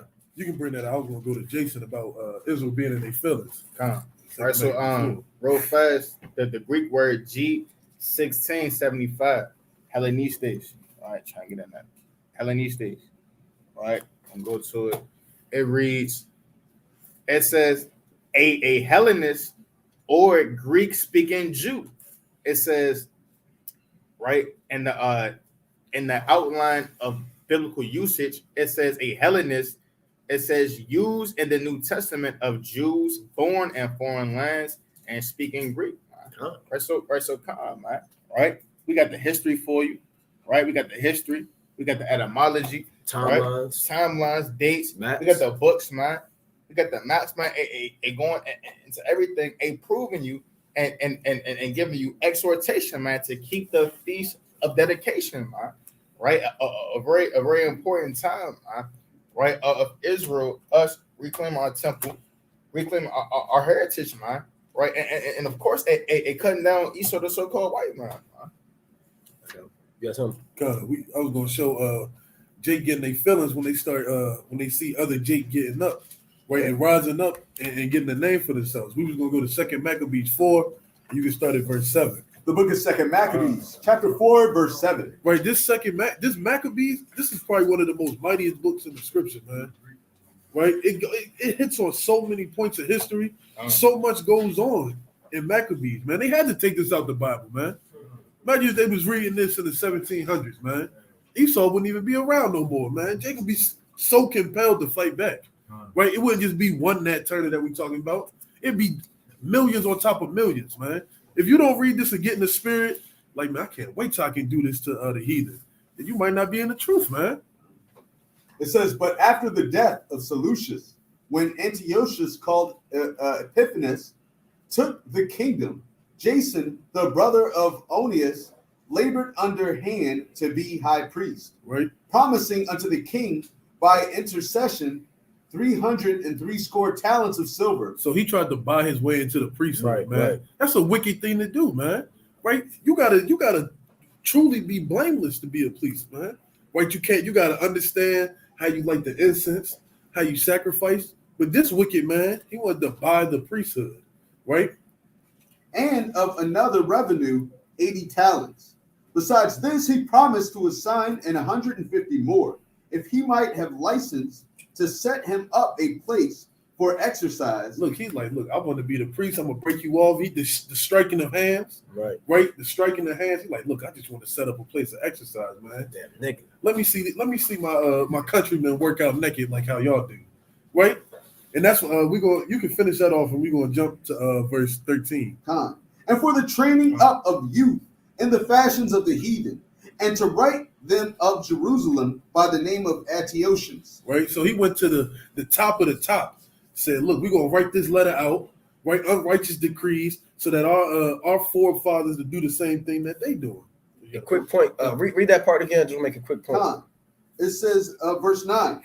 It says, besides this, he promised to assign 150 more, if he might have license to set him up a place for exercise, and for the training up of youth in the fashions of the heathens, and to write them of Jerusalem. To write them of Jerusalem by the name of Antiochians. He said, I don't want my people to be called Jews.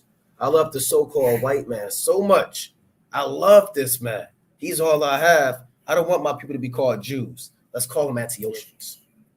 That's evil, right? Evil men, right? You out here teaching our people to be Israelites. You got guys paying a so-called white man to call us African Americans, right? That Jesse Jackson spirit, man. Right? That might be who it is. Yeah, it might be damn Jesse back on the earth, man. We're going to call my people, the Israelites, the African Americans, man. Now, I believe is he a reverend? Yeah, Reverend now he's supposed to read in the Bible and say, well, where's African American at in the Bible? Right? He said, well, okay, my people can't be the African Americans. They can't be. But he said he's going to strike hands, like the brother said, with the so-called white man. He wants all his people to be called Antiochians. I'm not calling myself an Antiochian, man. That's high-level coonery. And we see a Jake today. We ask him what's his nationality. If he says he's an Antiochian, we're going to lose our mind. We're going to pluck our beard and be inflamed with zeal, with uncontrollable heat and anger. Right? Might fall upon. You go to verse 12. All right, verse number 12. For he built gladly a place of exercise under the tower itself, and brought the chief young men under his subjection, and made them wear a hat. Right, like Orion was saying, he did the hat thing. Right, made them with chief men. They weren't just scrawny little boys. These were muscular men of renown, man. Right, made them wear hats and exercise, man. Right, wrestle, throw discus, all them Olympic sports that everybody trains so hard for to be in it, man. But Israel wasn't trying to be in the Olympics before that, man. Right. Wait, oh, there we go. Here's the Greek hat. Jake, this is where you get your fitted cap from. The concept of your snapback fitted cap. I remember that was a song back in the day. Snapbacks and tattoos, man. That was an actual song. Yeah, it was. Right? Oh, that's over like almost 10 years ago, man. Snapbacks and tattoos. This is the Greek hat that they had to wear, which is patterned after the hat of Hermes. Hermes is a so-called Greek god. The messenger. Yeah, he's a so-called messenger god. Now, he had a hat on, and he made all the people wear the hat of the Greeks. Now, you Jakes, you wearing your baseball caps, you got it to the side, you think you got it going on, and you're living like the Greeks, man. You got your fitted cap, the all-black, nasty fitted cap with no logo on it, right? Or the fitted cap with the damn tag on it, man. And that wicked sticker that says size stamp 37 on it, man, that you don't want to remove because you don't want to mess your hat up. Hey, that's the Greek ways, man. You're living like a Greek. Look at this guy. So the Lord isn't dealing with the Greeks, man. That's the Hermes hat. OE wore that hat. Yeah. Grandma at the grocery store. A cop's hat. Yeah, that's like it looked like a police hat. Yeah. My great grandmother wore that hat in his denim. Right, and it says "I love Jesus" on it. Real life. Right? You can check it out. Just type in Greek hat. Train conductors wear a hat. Yeah, Con. Verse 2 Maccabees 4:13. Now such was the height of Greek fashions and increase of heathenish manners. Right, this is the height of Greek fashion, man. Right, they was writing decrees to all the neighboring cities. Right. This where we're going to, that you can't call yourself a Jew no more, man. This came from the idea of a wicked Israelite, man. Right? Make sure they don't call themselves Israel no more, man. Right. Let's cut them off from them knowing who they are. Right? You got put to death if you did that, man. Right. This is the height of the heathenish customs, man. Right? Through the exceeding and profaneness of Jason, that ungodly rich, and no high priest. And no high priest. He's an ungodly rich, man. But I want to get to verse 15, so you can read 14 and get to 15. It says that the priest had no courage to serve any more at the altar. Right, the priest was so worn down because of this wickedness, man. They like, look, we shouldn't even. I'm done, man. Imagine how beat down you got to be to say I'm done. Right? This is your job. This is your sole purpose to being on this earth, was to sacrifice in the name of the Lord, right? Bring offerings, and you like, I can't do it no more because of this wickedness, man. Right? You had Israel bringing swine, right? People having orgies in the temple. Right? Imagine seeing all this, man. They probably want to pluck their eyes out, man. Slit their own throat. But despising the temple and neglecting the sacrifices has to be partakers of the unlawful allowance in the place of exercise after the game of discus called them forth. Right? They did this with bitter constraint, man. They was holding them in headlocks. Probably had the sword up to their neck, to their wife or their children's neck, saying, you're not going to sacrifice this swine? You're not going to do this? Cut his ear off. Cut his fingers off. See if you're going to do it then. Man, that's bitter constraint to have to do that, man. Not setting by the honors of their fathers, but liking the glory of the Grecians best of all. Right? And that's what's happening to our people who fall out the truth, man. And it happens a lot during the feast days, man. They start to like that honor of being an American more than being in the truth. Right. They like to call themselves black instead of saying I'm an Israelite from their respective tribes, man. And it happens more and more and more as we get closer to these feast days, man. You can't, man, wait till Passover comes. That sifting season happened, man. And you stop off on that. And I want to go back to First Maccabees chapter 1. Let's jump to the point, right? 50. Let's start at 50. So now we getting into it, right? First Maccabees 1 and 50. The book of First Maccabees, chapter 1 and verse 50. And whosoever would not do according to the commandment of the king, he said he should die. He should what? He should die. He should what? He should die. So if you didn't call yourself a Greek, we'll read that in 2 Maccabees 6 too soon, you would die. That was the law, right? And like now they're going to do that. If you call yourself an Israelite, you're going to get put to death. Denounce that black Hebrew Israelite madness and denounce the Most High and eat this pork.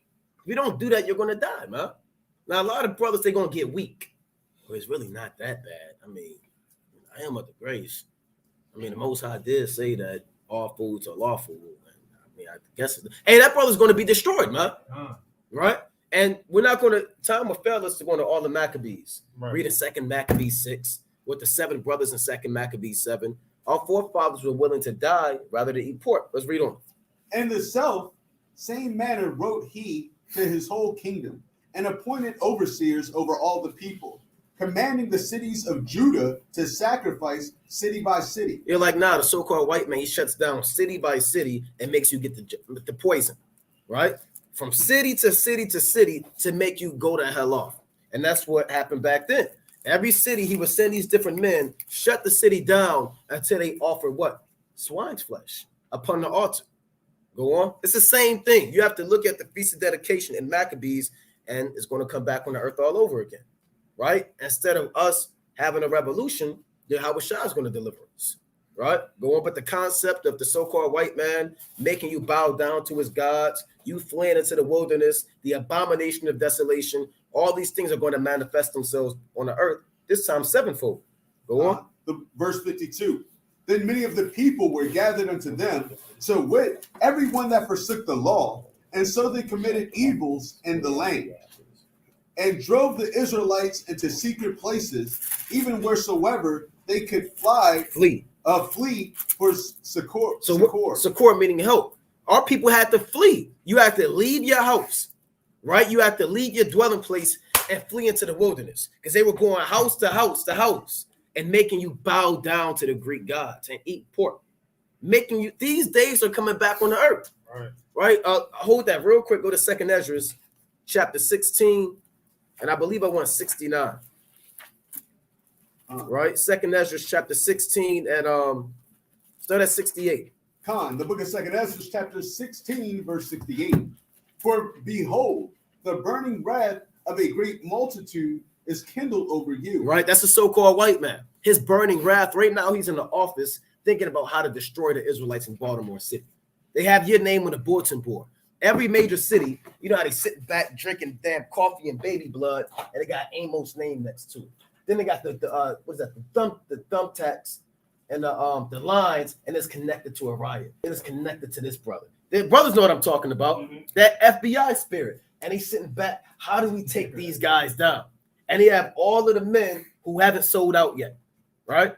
We're not going to name names, but they have all of the men that are most high up there that are sincere in this thing, right? These different guys that are sincere, right? We can't name names, but they know who's up there, right? They know who's up there, right?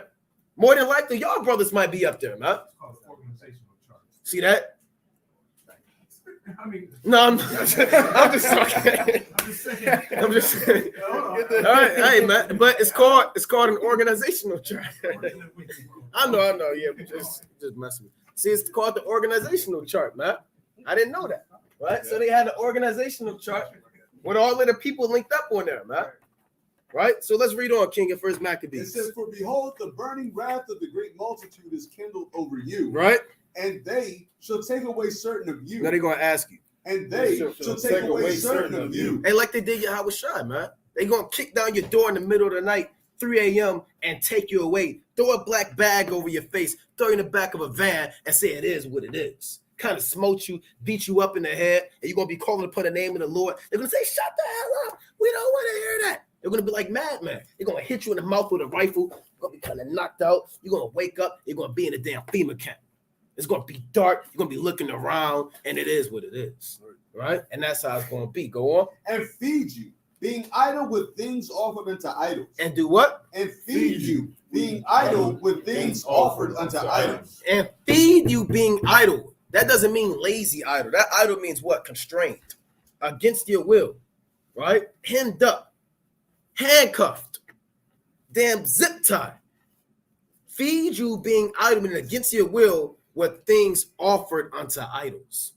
You see that? So the days of Maccabees are coming back on the earth. They're going to get you to indulge in sin against your will. You're going to be happy. I don't want to eat it. I don't want to. And they're going to say, shut up. They're going to be punching you in the stomach, right? They're going to be hitting you around and making you eat it. You got to spit it forth. And they might break your damn teeth in your mouth, right? So you're going to eat this pork. And then, or they say die. And you're going to have to say, you're going to say some stuff the Most High is going to make you say. Right? Go on. Con. And they that consent unto them. So now if you get down with it, say, okay. And you open your mouth and put the pork in there. That's you consenting to it. If you get down with it, you get weak. Shall be had in derision, right? And in reproach, and trodden underfoot. What's going to happen if you get weak? And trodden underfoot. What's going to happen if you sell out? And trodden underfoot. And you're going to be trodden underfoot. You're going to be killed by the Most High. You consent unto that. You get down with it, you're going to be trodden underfoot. One more. Go on. For there shall be in every place, every city, right? And in the next cities, and the next cities, a great insurrection upon those that fear the Lord. An insurrection is what? A rebellion against the government. That's the insurrection. We're the government, we're the kingdom of heaven on the earth. They're going to rebel against the kingdom of heaven. Go on. They shall be like mad men, sparing none, but still spoiling and destroying those that fear the Lord. They're going to be like madmen. Right now, you get pulled over by Esau. He might say, I kind of let you get away with it, man. You watch the big game, right? Esau might let you get away with it now, man. I'll give you a warning, right? We've all got warnings before. He kind of, all right. Those days, you're not getting no warnings. He's not going to be that police officer playing basketball at the park with the Jakes, right? Then he kind of make a move and all of the Jakes turn up and storm the court. They're not even going to be using your average police officer. They're going to bring in highly trained military personnel. Ain't no rubber bullets, no tasers, right? What else they use? No the mace, man. Right. They're aimed to kill and it's headshots all day. They're at target practice right now, and they got the damn target practice and they look like Gabar. And they go in there every morning, they pull up a new Gabar. And they trying to get right here. Hey, this thing is real, man. We're not making this up, man. They're going to be like madmen, sparing none, but still spoiling and destroying those that fear the Lord. Right? So brothers, get ready for these days to come, man. It's not always going to be feast days and loves and hugs. Go on. For they shall waste and take away their goods and cast them out of their houses. Yo, all you brothers, you done stocked up on all of your goods. All your SpaghettiOs and all of your damn rice and kidney beans. And they're going to kick the door down and spoil your goods, man, and take it. And like I said, hit you in the back of the head, man. Go on. Then shall they be known who are my chosen, and they shall be tried as the gold in the fire. And that's what we just read is what the brothers in Maccabees are experiencing right now. But in the ancient way, instead of rifles, they came with staves and swords. You understand? Instead of kicking your damn door down at 3 a.m., they damn busted down and made you eat pork, man. Instead of handcuffs of metal, they tied you up with ropes. These are the days that brothers have to deal with, man. So the Feast of Dedication should stir up your mind of what's to come, and also the ancient times. And that's why it's important. Brothers always harp on this. Do as much work as you can, man. Build up that spiritual bank right now, man. Because when all hell breaks loose, your works gonna follow you, man. The brother went into it yesterday, man. Your works are gonna, if your works stand after the fire, right, then you're gonna receive that great reward. But if you be burnt to stubble, man, it is what it is, man. Right, let's bring that out. Proverbs 16 and 7. This is the book of Proverbs, chapter 16 and verse 7. When a man's ways please the Lord, he maketh even his enemies to be at peace with him. Right, you never know how the Lord is going to work for you in Jacob's trouble, man. That Edomite who had the AK-47 pointed at you, he might say, you know what, I got a son that looks just like you. Go ahead. Or my son is your age. Keep going. You never know, man. That's the same way how the Lord was fighting with the Maccabees brothers. Going to be the same way He's going to fight for y'all brothers and y'all sisters who is truly serving the Lord in truth and sincerity, man. Start building up that spiritual bank now while you have time, man. Right. That's why we started off by saying another Sabbath to repent, get yourself in order, get your house in order, man. The Lord is giving you that time, man. How merciful is the Lord, man? And you spending His faith by not building up that spiritual treasure, man. Not laboring, wanting to do what you want to do, man. That idle time, that's a broad statement, right? Doing things of no convenience, paraphrasing, man. So build that spiritual treasure up, man, because Maccabees was bad. Jacob's trouble is going to be 1,000 times worse. Now, let's go back to First Maccabees 1 and 58. Right? First Maccabees 1 and 58, man. The book of First Maccabees, chapter 1 and verse 58. It says, thus did they by their... Oh, so like we skipped 54. Oh, 54. Con. Now, the 15th day of the month Caslu, in the 145th year. Right, that's the 15th day of the 9th month.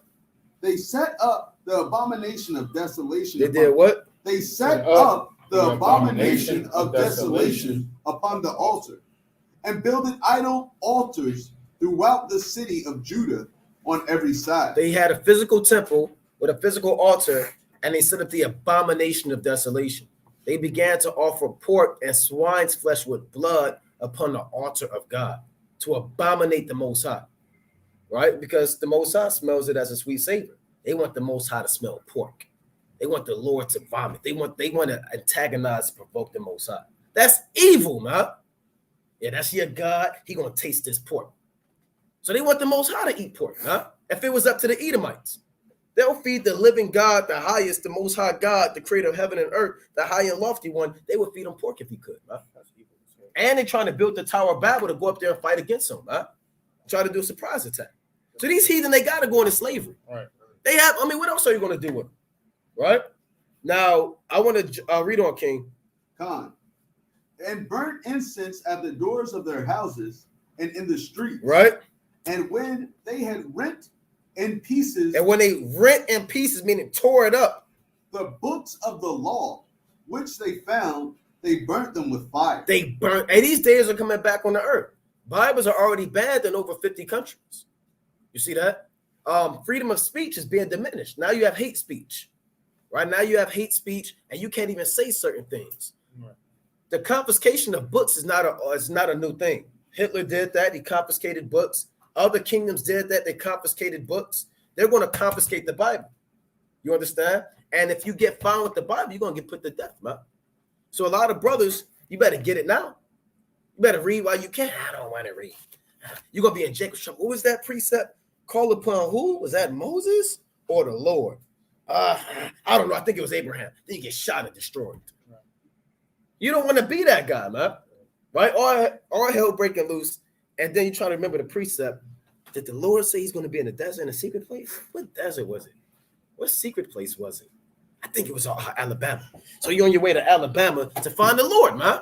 When the Lord said, don't go into the secret place. But you're going to have to remember these precepts, right? You're not just, Revelation, the 7 heads and the 10 horns ain't going to save you, right? You're not going to be thinking about that. You're going to be thinking about the precepts of deliverance and faith and hope. So stop reading the 7 heads and 10 horns all day till your eyes bug out. Right. Is it Belgium? Denmark, right? No, brother, it's okay to know that. But what's more important, the faith of the Most High. Let's read on. Con, verse 57. And wheresoever was found with any the book of the testament, or if any consent to the law, the king's commandment was that they should be put him to death. They should what? That they should put him to death. See that? They should put him to death. You're going to be public enemy number 1. Stop thinking it's the Taliban. And stop thinking Al-Qaeda is the number 1 threat. And stop thinking it's the white nationalist groups. Right? The number 1 threat is us, man. You're the number 1 threat on the earth right now. That's why the brother said people are leaving the truth. That's another reason brothers are leaving. They found out that they're public enemy number 1. They said, so much for me. You got my Bible, you got my apocrypha, going back in the world. Shave their beard. And brothers shave their beards off. Yeah. Like I said, you had a sister post it. I'm out. She literally said, I tap out. I'm going back in the world. This truth is too much for me. That's evil, man. So brothers have to understand this is part of counting the cost. Being in this truth, it's not just rap music and feast days and debates and views and what else Jake is into. Who got the best garment? Who got the best hair wrap? Who can memorize all of the scriptures? Who got the fashion shows on the Passover? No, this is about making it, man.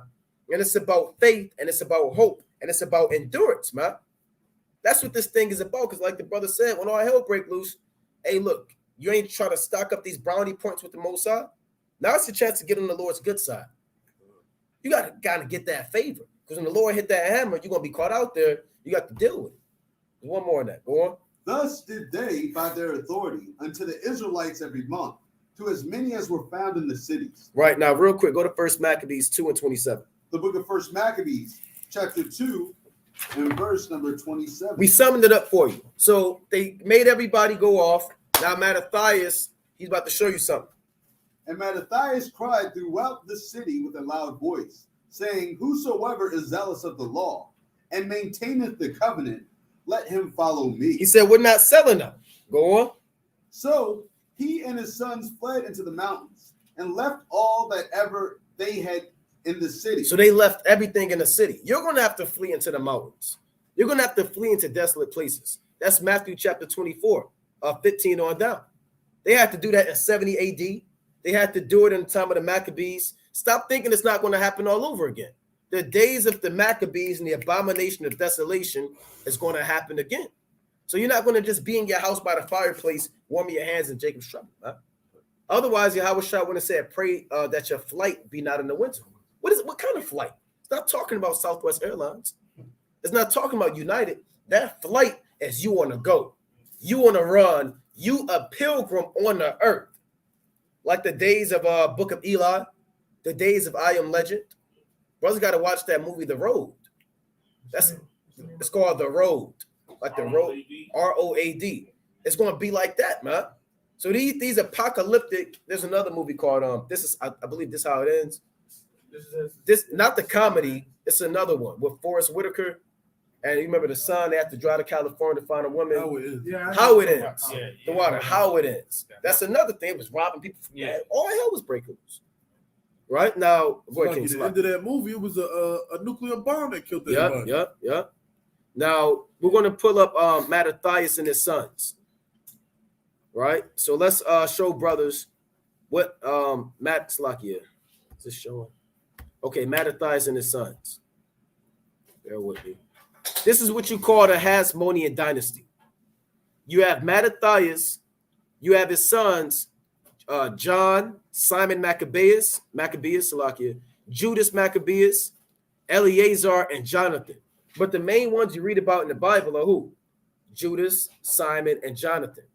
You don't read too much about Eleazar and John, right? You had another man named John Hyrcanus, right? There's a lot of history about this man. You had Aristobulus, Hyrcanus II, and all of these guys. You see Herod down here. A lot of these guys were fighting amongst each other too. That's how the Romans came to conquer them.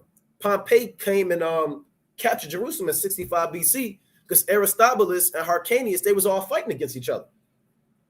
So these men, this is called the Hasmonean dynasty. And we never learned about this in school. This is your true so-called black history. You have an entire dynasty called the Hasmonean dynasty, which is the Jews taking back Judea and all of Israel from the hand of Antiochus Epiphanes IV, right? And Herod, he learned the ways of the Jews because they were under subjection of John Hyrcanus, where he instilled that in the Edomites to follow the law, statutes, and commandments. Right? And no, he's not Israel. That's an Edomite, man. But he was brought up strictly under the laws of the commandments. Right. That's how he was able to intertwine with the Israelites during that Roman captivity. That's why they made him king. Why would they make an Edomite king of Jerusalem?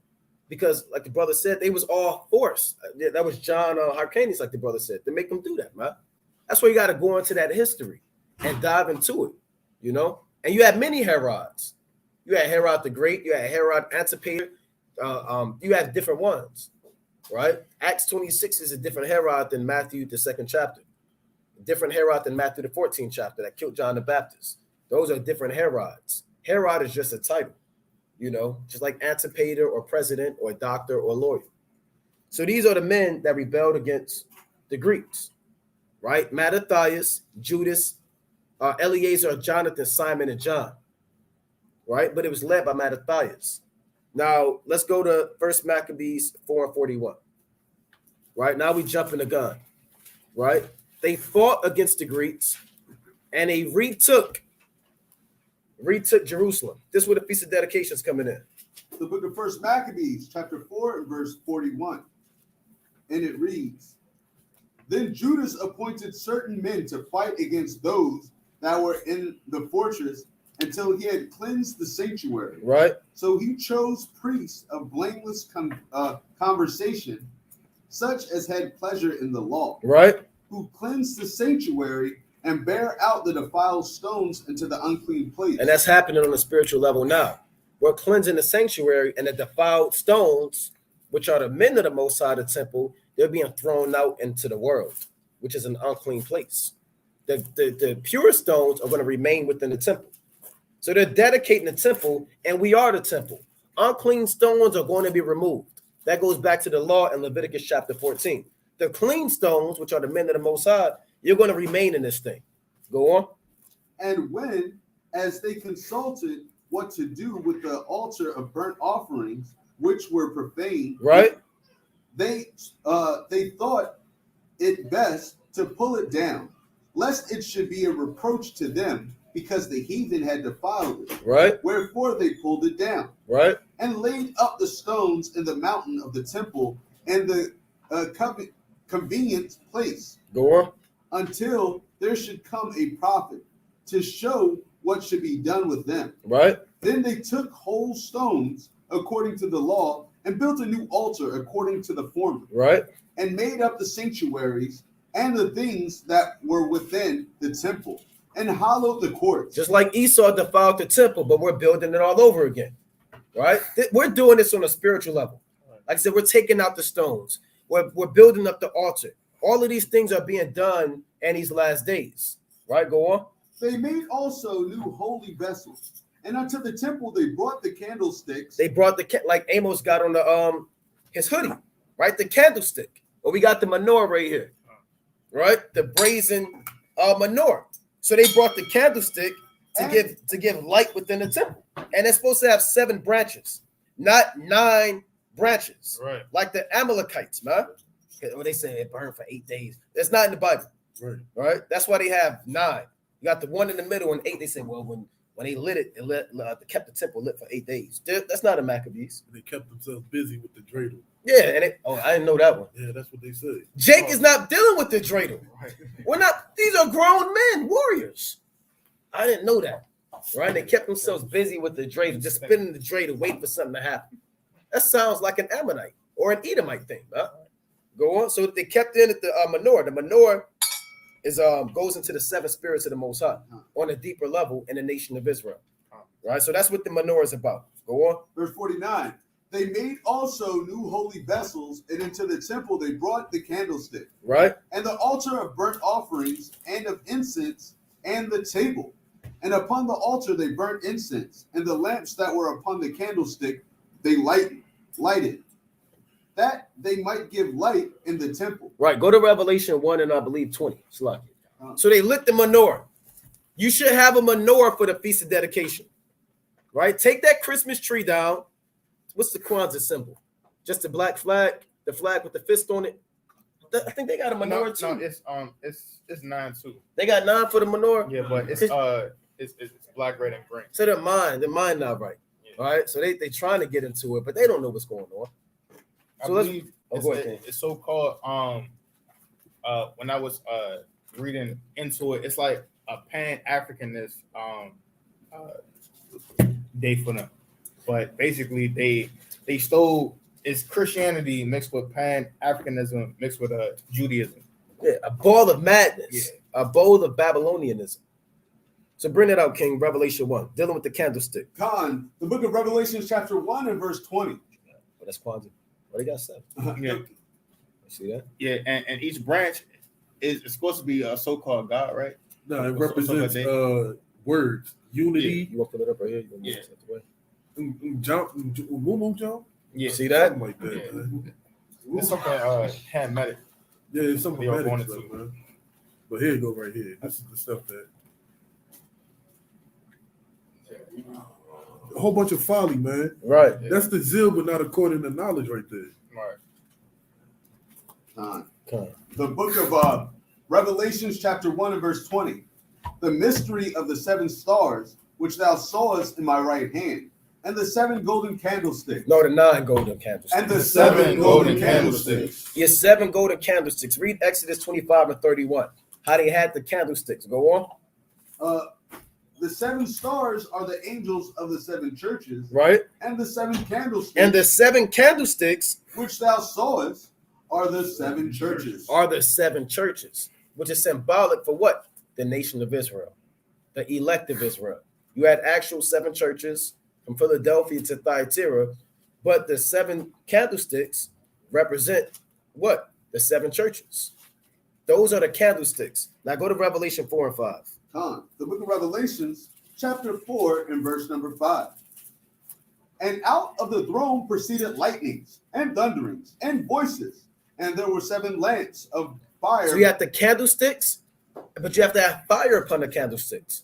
So you have the 7 golden candlesticks and 7 lamps of fire, burning before the throne, right? which are the 7 spirits of God. You see that? So the fire is the 7 spirits of God. Not literally 7 spirits, but all of the host of the angels and all of the demons. Those are the 7 spirits of God, right? You can read about that more in Zechariah, the 4th chapter, right? Zechariah chapter 4 goes in depth about the golden bowl upon the 7 candlesticks. And then you have the Issues of the oil. yeah, let's bring that up real quick. We don't got to go in depth because that's an in-depth breakdown. But let's touch on that. So, brothers, you got to know what this menorah is about. It's not just something you just put up the house and you just light and get and kind of doing your thing, man, and dancing around it. Right? No, this thing is very spiritual, and it's not meant to be worshipped. Not a lot of chicks, oh boy, right? I just want to bow down to it. Right. Lusting after the menorah. Jake just want to bow down. Yeah, Jake is like shiny stuff, and they just want to bow down to it, man. Right? You gotta. That's why we can't even go into stuff like this. Right. Because Jake, their mind is bad, man. Oh, that's the Most High. That's the 7 spirits. Oh boy, Lord, please 7 spirits. No, man. Just let the menorah be the menorah.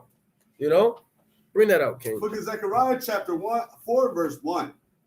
It says, and the angel that talked with me came again and waked me, and as a man that is wakened out of his sleep, and said unto me, what seest thou? Right? What are you seeing? And I said, I have looked, and behold, the candlestick all of gold. The candlestick all of gold. We're about to pull this up on the screen.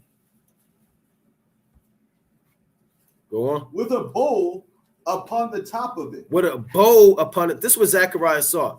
7 golden candlesticks with a bowl on top of it. Go on. And 7 lamps thereon. And 7 lamps, right? Go on. And the 7 pipes to the 7 lamps. You have 7 pipes, which is like a that connects the golden bowl to issue out oil to keep these flames burning. Go on. Which were upon the top thereof. Right. And 2 olive trees. And 2 olive trees. By it, one upon the right side of the bowl, and the other upon the left side thereof. See that? So these 2 olive trees are producing oil that goes into this golden bowl, and the golden bowl is connected to 7 pipes, which issues out the oil to keep the 7 lamps burning upon this candlestick. Brothers understand that? That's how the flame is lit. The 2 olive trees are symbolic on a deeper level for the priesthood, the 2 offices of Yahweh Shai, his priesthood and his kingship, him being king, which goes into Zerubbabel and Joshua. You understand? Zerubbabel being king, Joshua being high priest. On a surface level, Judah and Israel. You read about that in Revelation 11th chapter, the 2 anointed ones. And that Holy Spirit of Yahweh Shai, or Yahweh Ba'Shem Yahweh Shai, is filling up that golden bowl, right? Which represents the Lord's Spirit within that oil. That oil is what's keeping everything rolling, right? That's keeping the 7 spirits doing their job. That's keeping the nation of Israel on fire. It's all through the spirit of Yahweh Ba'Shem Yahweh Shai. You understand that? That's what the menorah is going into on the surface level. That's also going on with the 10 virgins, right? Yeah, they had the oil, right, to keep their flame burning, right? You get that from the golden bowl, and the golden bowl is it's really the foundation of you being in this truth. That's what the Lord said in 1 John chapter 2 and 26 on down. You have an anointing, because you're anointed by that oil. The Lord said, "Hurt not the oil and the wine." You need that oil to keep your candle burning. Now let's finish 1 Maccabees 4, where we left off. Take this off the screen. The book of 1 Maccabees, chapter 4. That's a lot. It was verse 51. It's like the brother said, the olive tree is damn near indestructible. When you look up the what is it, botany? Yeah. Right? All of that in the olive tree is fire resistant. It lives longer than all trees. You understand? It resists freezing weather. It's like an immortal tree, man. And it produces the fatness, like I tell you in Judges. That's why we're compared to an olive tree in Psalm chapter 52. So the olive trees is the top tree, and underneath, well, it's really you got the olive tree and you got the apple tree. Your brothers can understand, right? You got the olive tree and the apple tree. Those are the top trees of Yahweh Ba'Shem Yahweh Shai. All right, so let's bring that up. The book of 1 Maccabees, chapter 4, verse 51. Furthermore, they set the loaves upon the table, right, and spread out the veils, and finished all the works which they had begun to make. Right. Now on the 25th day of the 9th month, which is called the month of Caslu, in the 148th year, they rose up betimes in the morning. Right, they rose up early in the morning and offered sacrifice according to the law upon the new altar of burnt offerings which they had made. Right. Look at what time and what day the heathen had profaned it, even in that was it dedicated. That's where dedication comes from. That's what Hanukkah means in the Hebrew. It means dedication. Go on. Yet was it dedicated with songs and citherns and harps and cymbals. So they turned up, man. So the Feast of Dedication, they're turning up in righteousness. They got the damn cymbals blasting like this. The cithern doing this thing. What else? You got the guy on the harp. It's not just one guy in the back of a room playing the harp. Right. I got 1,000 guys on the harp, all in unison, man. And the harp is a very beautiful sound. And for them to have the damn cymbals with the harp, that cymbal's kind of loud, man. But they made it work. I would like to hear that, man. I don't want to hear rap music all day, man. And then worldly music at the harbor. I want to hear how that sounded, man. And how that cithern sounded. Music from the heavens. Music from the heavens, man. Go on. Then all the people fell upon their faces, worshiping and praising the God of heaven, right, who had given them good success. Right. And so they kept the dedication of the altar 8 days. How long? 8 days. How long is the feast? 8 days. Your feast of dedication is 8 days. 8 days long. Go on. 8 days, and offered burnt offerings. You don't have to offer burnt offerings because Yahweh Shah's are offering, right? It is a day, 8 days of feasting. Go on. And offer burnt offerings with gladness, and sacrifice the sacrifices of deliverance and praise. So they had food. You understand? They had music. Go on. They decked also the forefront of the temple with crowns. And you could put up, like you could put up the mighty decorations for the Feast of Dedication, right? That's what the Aqua did, so-called last Feast of Dedication. Came in, it was decked out with marvelous things, man. Stuff we never seen before. Candles and stuff and all types of stuff, man. So you got to get into it, man. Jake, you only want to put stuff in the house around Christmas. Right? You want to set up the little the socks by the fireplace with everybody's name on it and put the Christmas tree. You got to take that wicked spirit, get rid of it, and decorate for the Feast of Dedication. You got it, King. Like in the food that we had on the Shabbat lessons during the last Feast of Dedication was fire. I remember. Yeah, it was fire, man. Right? And it's going to happen all over again, most high willing, man. And we love the Feast of Dedication. That's that brother's favorite high holy day, huh? See, that brother, he's traveling miles to keep it.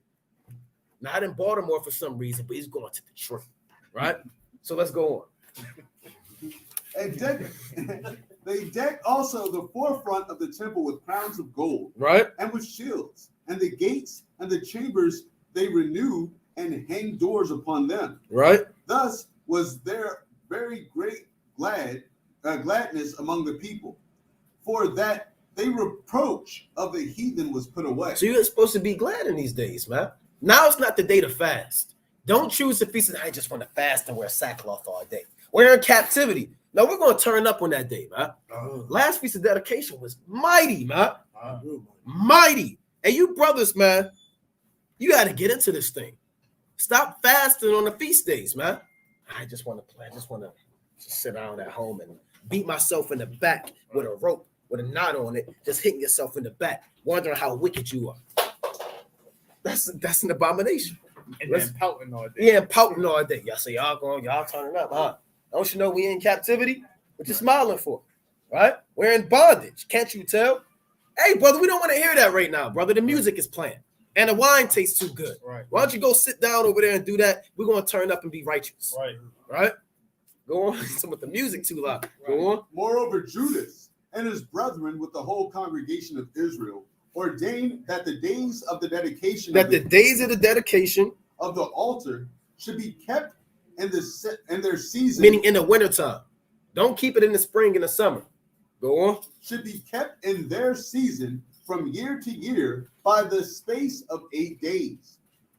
For from the 25th and 20th day of the month of Caslu, with mirth and gladness. No, it's sadness and depression. With mirth and with gladness. With folly and vanity. With mirth and gladness. With wickedness and depression. With mirth and gladness. With mirth and gladness. Oh. So, brothers, hey, look, you thinking about your rent and your bills. You're thinking about, stress and all types of folly, your job. They keep telling you, come to work. And your phone is going to be on do not disturb. Right. It's going to be on silent mode. And you're going to be eating and drinking and all the cares of the world. Leave it behind for the Feast of Dedication, man. All that stress, all them demons, all the stuff out of order, your damn schoolwork, your housework, leave it all behind and keep the days of dedication, man. Right. That's what we going. I don't know what brothers are going to do, but brothers in WFI, most high willing, Abaratazar, we're going to do the thing. That's right. You got it, King. This is from the mighty brother Mathamika, last Feast of Dedication. See that? Yeah. Hey. Oh, he's showing the food. He's showing the food. Of course he's showing. Yeah, he's showing the food. See that? Mathamika's stomach. Right. See that? So it was going down, man. All right. It was going down through the spirit. Now, real quick, let's go to show you one more about the Feast of Dedication. Go to second Maccabees 10:5. Right? We're pressing out time. The book of 2 Maccabees, chapter 10 and verse number 5. Right? And it reads, now upon the same day that the strangers profaned the temple, on the very same day it was cleansed again. Right? Even the 25th day of the same month, which is cast loose. So we destroyed the heathen, cleansed the altar, and set up a feast day. Go on. And they kept 8 days with gladness, as in the feast of the tabernacle. I want to touch on that, as in the Feast of Tabernacles. What does that mean? Real quick, go to Leviticus 23 and 33. So remember, in the Feast of Tabernacles, the first day is a holy convocation and a Sabbath, and the last day is a solemn assembly. That's how you keep your Feast of Dedication. It's patterned after the same ordinances of the Feast of Tabernacles, with the exception of dwelling in booths for those days. Other than that, the holy days and how they're kept from the first and last day remain the same. That's why they said we keep it how we keep the Feast of Dedication. I mean, Feast of Tabernacles. So read that, King Baba Kishar, Leviticus 23. The book of Leviticus, chapter 23, verse 33. And the Lord spake unto Moses, saying, Speak unto the children of Israel, saying, The 15th day of the 7th month shall be the Feast of Tabernacles, Right? for 7 days unto the Lord. On the first day shall be a holy convocation. That's how we keep the Feast of Dedication. November 29th at sundown is going to be a holy convocation, meaning it's a holy gathering. No buying on that day, no selling on that day, no work on that day, unless it pertains to cooking and preparing the food. Brothers understand that, Con? Go on. That's the first day. Read on. Ye shall do no servile work. No servile work, therein. meaning no work for hire. Right? 7 days ye shall offer an offering made by fire unto the Lord. Right. We don't do that. On the 8th day shall be in holy convocation. And your last day, which is what? December 7th at sundown to the 8th at sundown. December 7th at sundown till December 8th at sundown is also a holy convocation. Go on. A holy convocation unto you, and ye shall offer an offering made by fire unto the Lord. It is a solemn assembly. It's a solemn assembly on the 8th day, like we did the Feast of Tabernacles. Go on. And ye shall do no servile work therein. So that solemn assembly is a little bit more grave, a little bit more serious. You understand? You keeping it more like you would keep your actual Sabbath, with the gravity and the severity of it. So you have your first day, which is a holy convocation. You have your 8th day, which is a holy convocation. It's 8 days of feasting. You can cook on all 8 days. It's going to run through your so-called Sabbath or your Sabbath. You can still cook on those days. Brothers always ask, well, can I cook? It's Friday night. Can I cook Saturday? If it's running past 7 days, of course you're going to be able to keep the feast days. You're not going to shut down the Feast of Dedication for the Sabbath, because you have your first day and your last day, and it's going to run through that. Brothers understand that? And on the Feast of Dedication, the new moon is going to come in, right? Because it's the end of the month, the 25th day of the, what's that? That's the 9th month, right? Going into the 10th month, right? So it's going to fall upon a new moon. The brother Gabar just brought that up. So the new moon is December 3rd at sundown. So it's going to be a feast on top of a feast, pretty much. Yeah. Double up on the feast, on the food and drink for you brothers, man. Right. That's how it's going to be, man. Right. So it starts the 29th at sundown, right? That Monday night. So the 30th will be a Sabbath. No buying and selling, right? All the way into the 8th at sundown. So the 7th at sundown to the 8th at sundown is the last day of the Feast of Dedication. Right. I got precept on that too. Right. So on the Sabbath, can we work? No. No. No working on the Sabbath. Right. Let's go to Second Chronicles. On the 7th, which is the last day. December 7th. No, the first and the last days of Sabbath. Let's go to the book of Second Chronicles, right? Chapter 30, right? And start at verse number 22, man. Right? Because, like that brother said, we gotta implement this thing over and over again, man. Because Israel like to ask questions, right? And they need answers, man. Right, so bring that out, King, for me. The book of Second Chronicles, chapter 30, verse 22. Right. And Hezekiah spake comfortably unto all the Levites, right, that taught the good knowledge of the Lord. Right, and this is good knowledge of the Lord. Right, this isn't man's thing, right, or something that we trying to make brothers and sisters go off, man. This is good knowledge of the Lord, man. What He commanded, right? Read on. And they did eat throughout the feast 7 days. Nah, they ate one day. 7 days. Ate 7 days, man. right? Our forefathers were eating and drinking, being married, man, turning up, blowing the shofar, had the symbols going, man, right? Turned up in righteousness, man, through the spirit, man, right? We don't offering peace offerings, right, and making confession to the Lord God of their fathers. Right, we don't. And the whole assembly took counsel to keep other 7 days. Right. And they kept other 7 days with gladness. No, not with mourning. With gladness. No, not brother. We in captivity. With gladness. With gladness, man. Keep the feast of dedication and with gladness. Remember how our forefathers took and reclaimed the temple and dedicated it to the Most High, man. Right, and also took down the wicked heathen, man.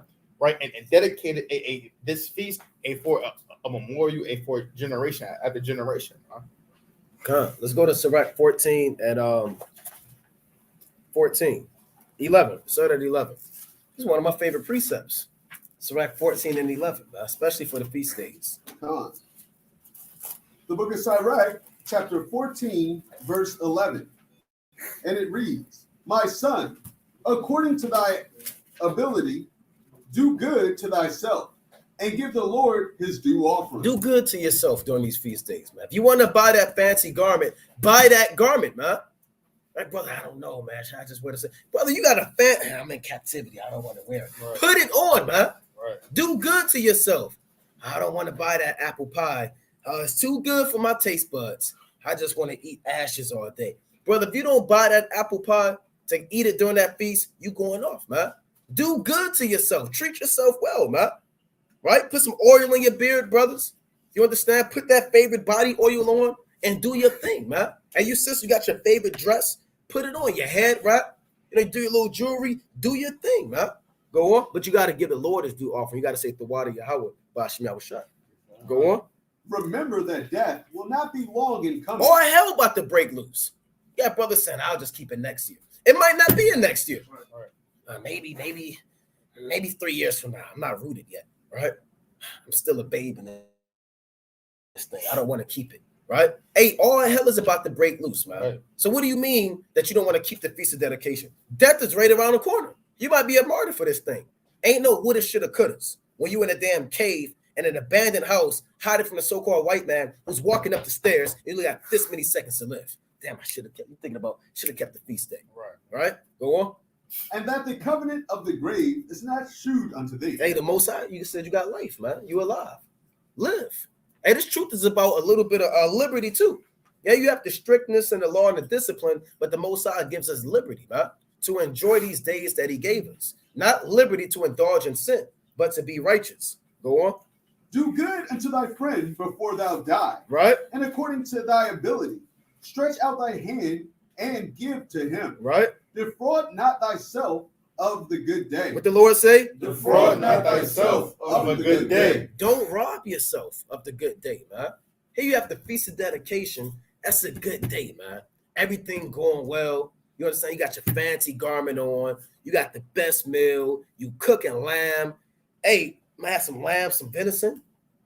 You know, the elder made what's that? The damn bison gravy on the rice, and brothers was doing the thing, man.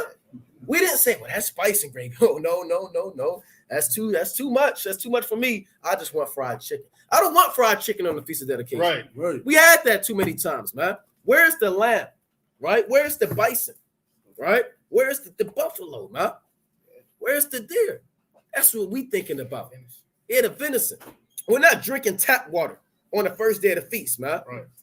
Putting our mouth under the faucet like a damn nigga. Hey, these brothers, they gonna drink wine, man. Right. Most of they going and this brother, he want the best wine. And this brother, he want a little bit of strong drink. Just a little bit of strong drink. And the brother said the two. Yeah. You got brothers on the count. That's wicked.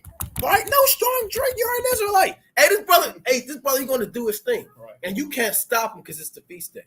You're not gonna stop this brother from drinking the Tula. Right. It's like he's not drinking wild Irish rose on the bottom of the shelf at a gas station for $2.99. And Taylor Port bottles, and we're gonna throw away them Taylor Port bottles, right? You know? You got something and I got a quick precept, right? Sirach 32:12. Right. It says, "There, take thy past time and do what thy wilt, but sin not, by proud speech, man. Right. Right. So, like the brother said, right, and there's truth. It's not all just cracking the whip. And straight. And you have a little bit of liberty, man. Right. And the Lord said, hey, in that past time, hey, do what you want to do. Hey, you got the music, Right. garments, Right. the food. Hey, but send out, man. Right. I mean, hey, don't be going the hell off, man. Don't be a nigger, a drunkard, right? And you kind of coming in and you kind of blowing the whole feast day, man. Right? Talking about, hey, you going damn slam brothers on they damn head, man. Oh, wow. Right? That's off, man. Right? Hey, you could have some wisdom, discernment, man. Right? Hey, and don't be going the hell off on the feast day. Right? But do have a good time. It starts, right? Oh, wow.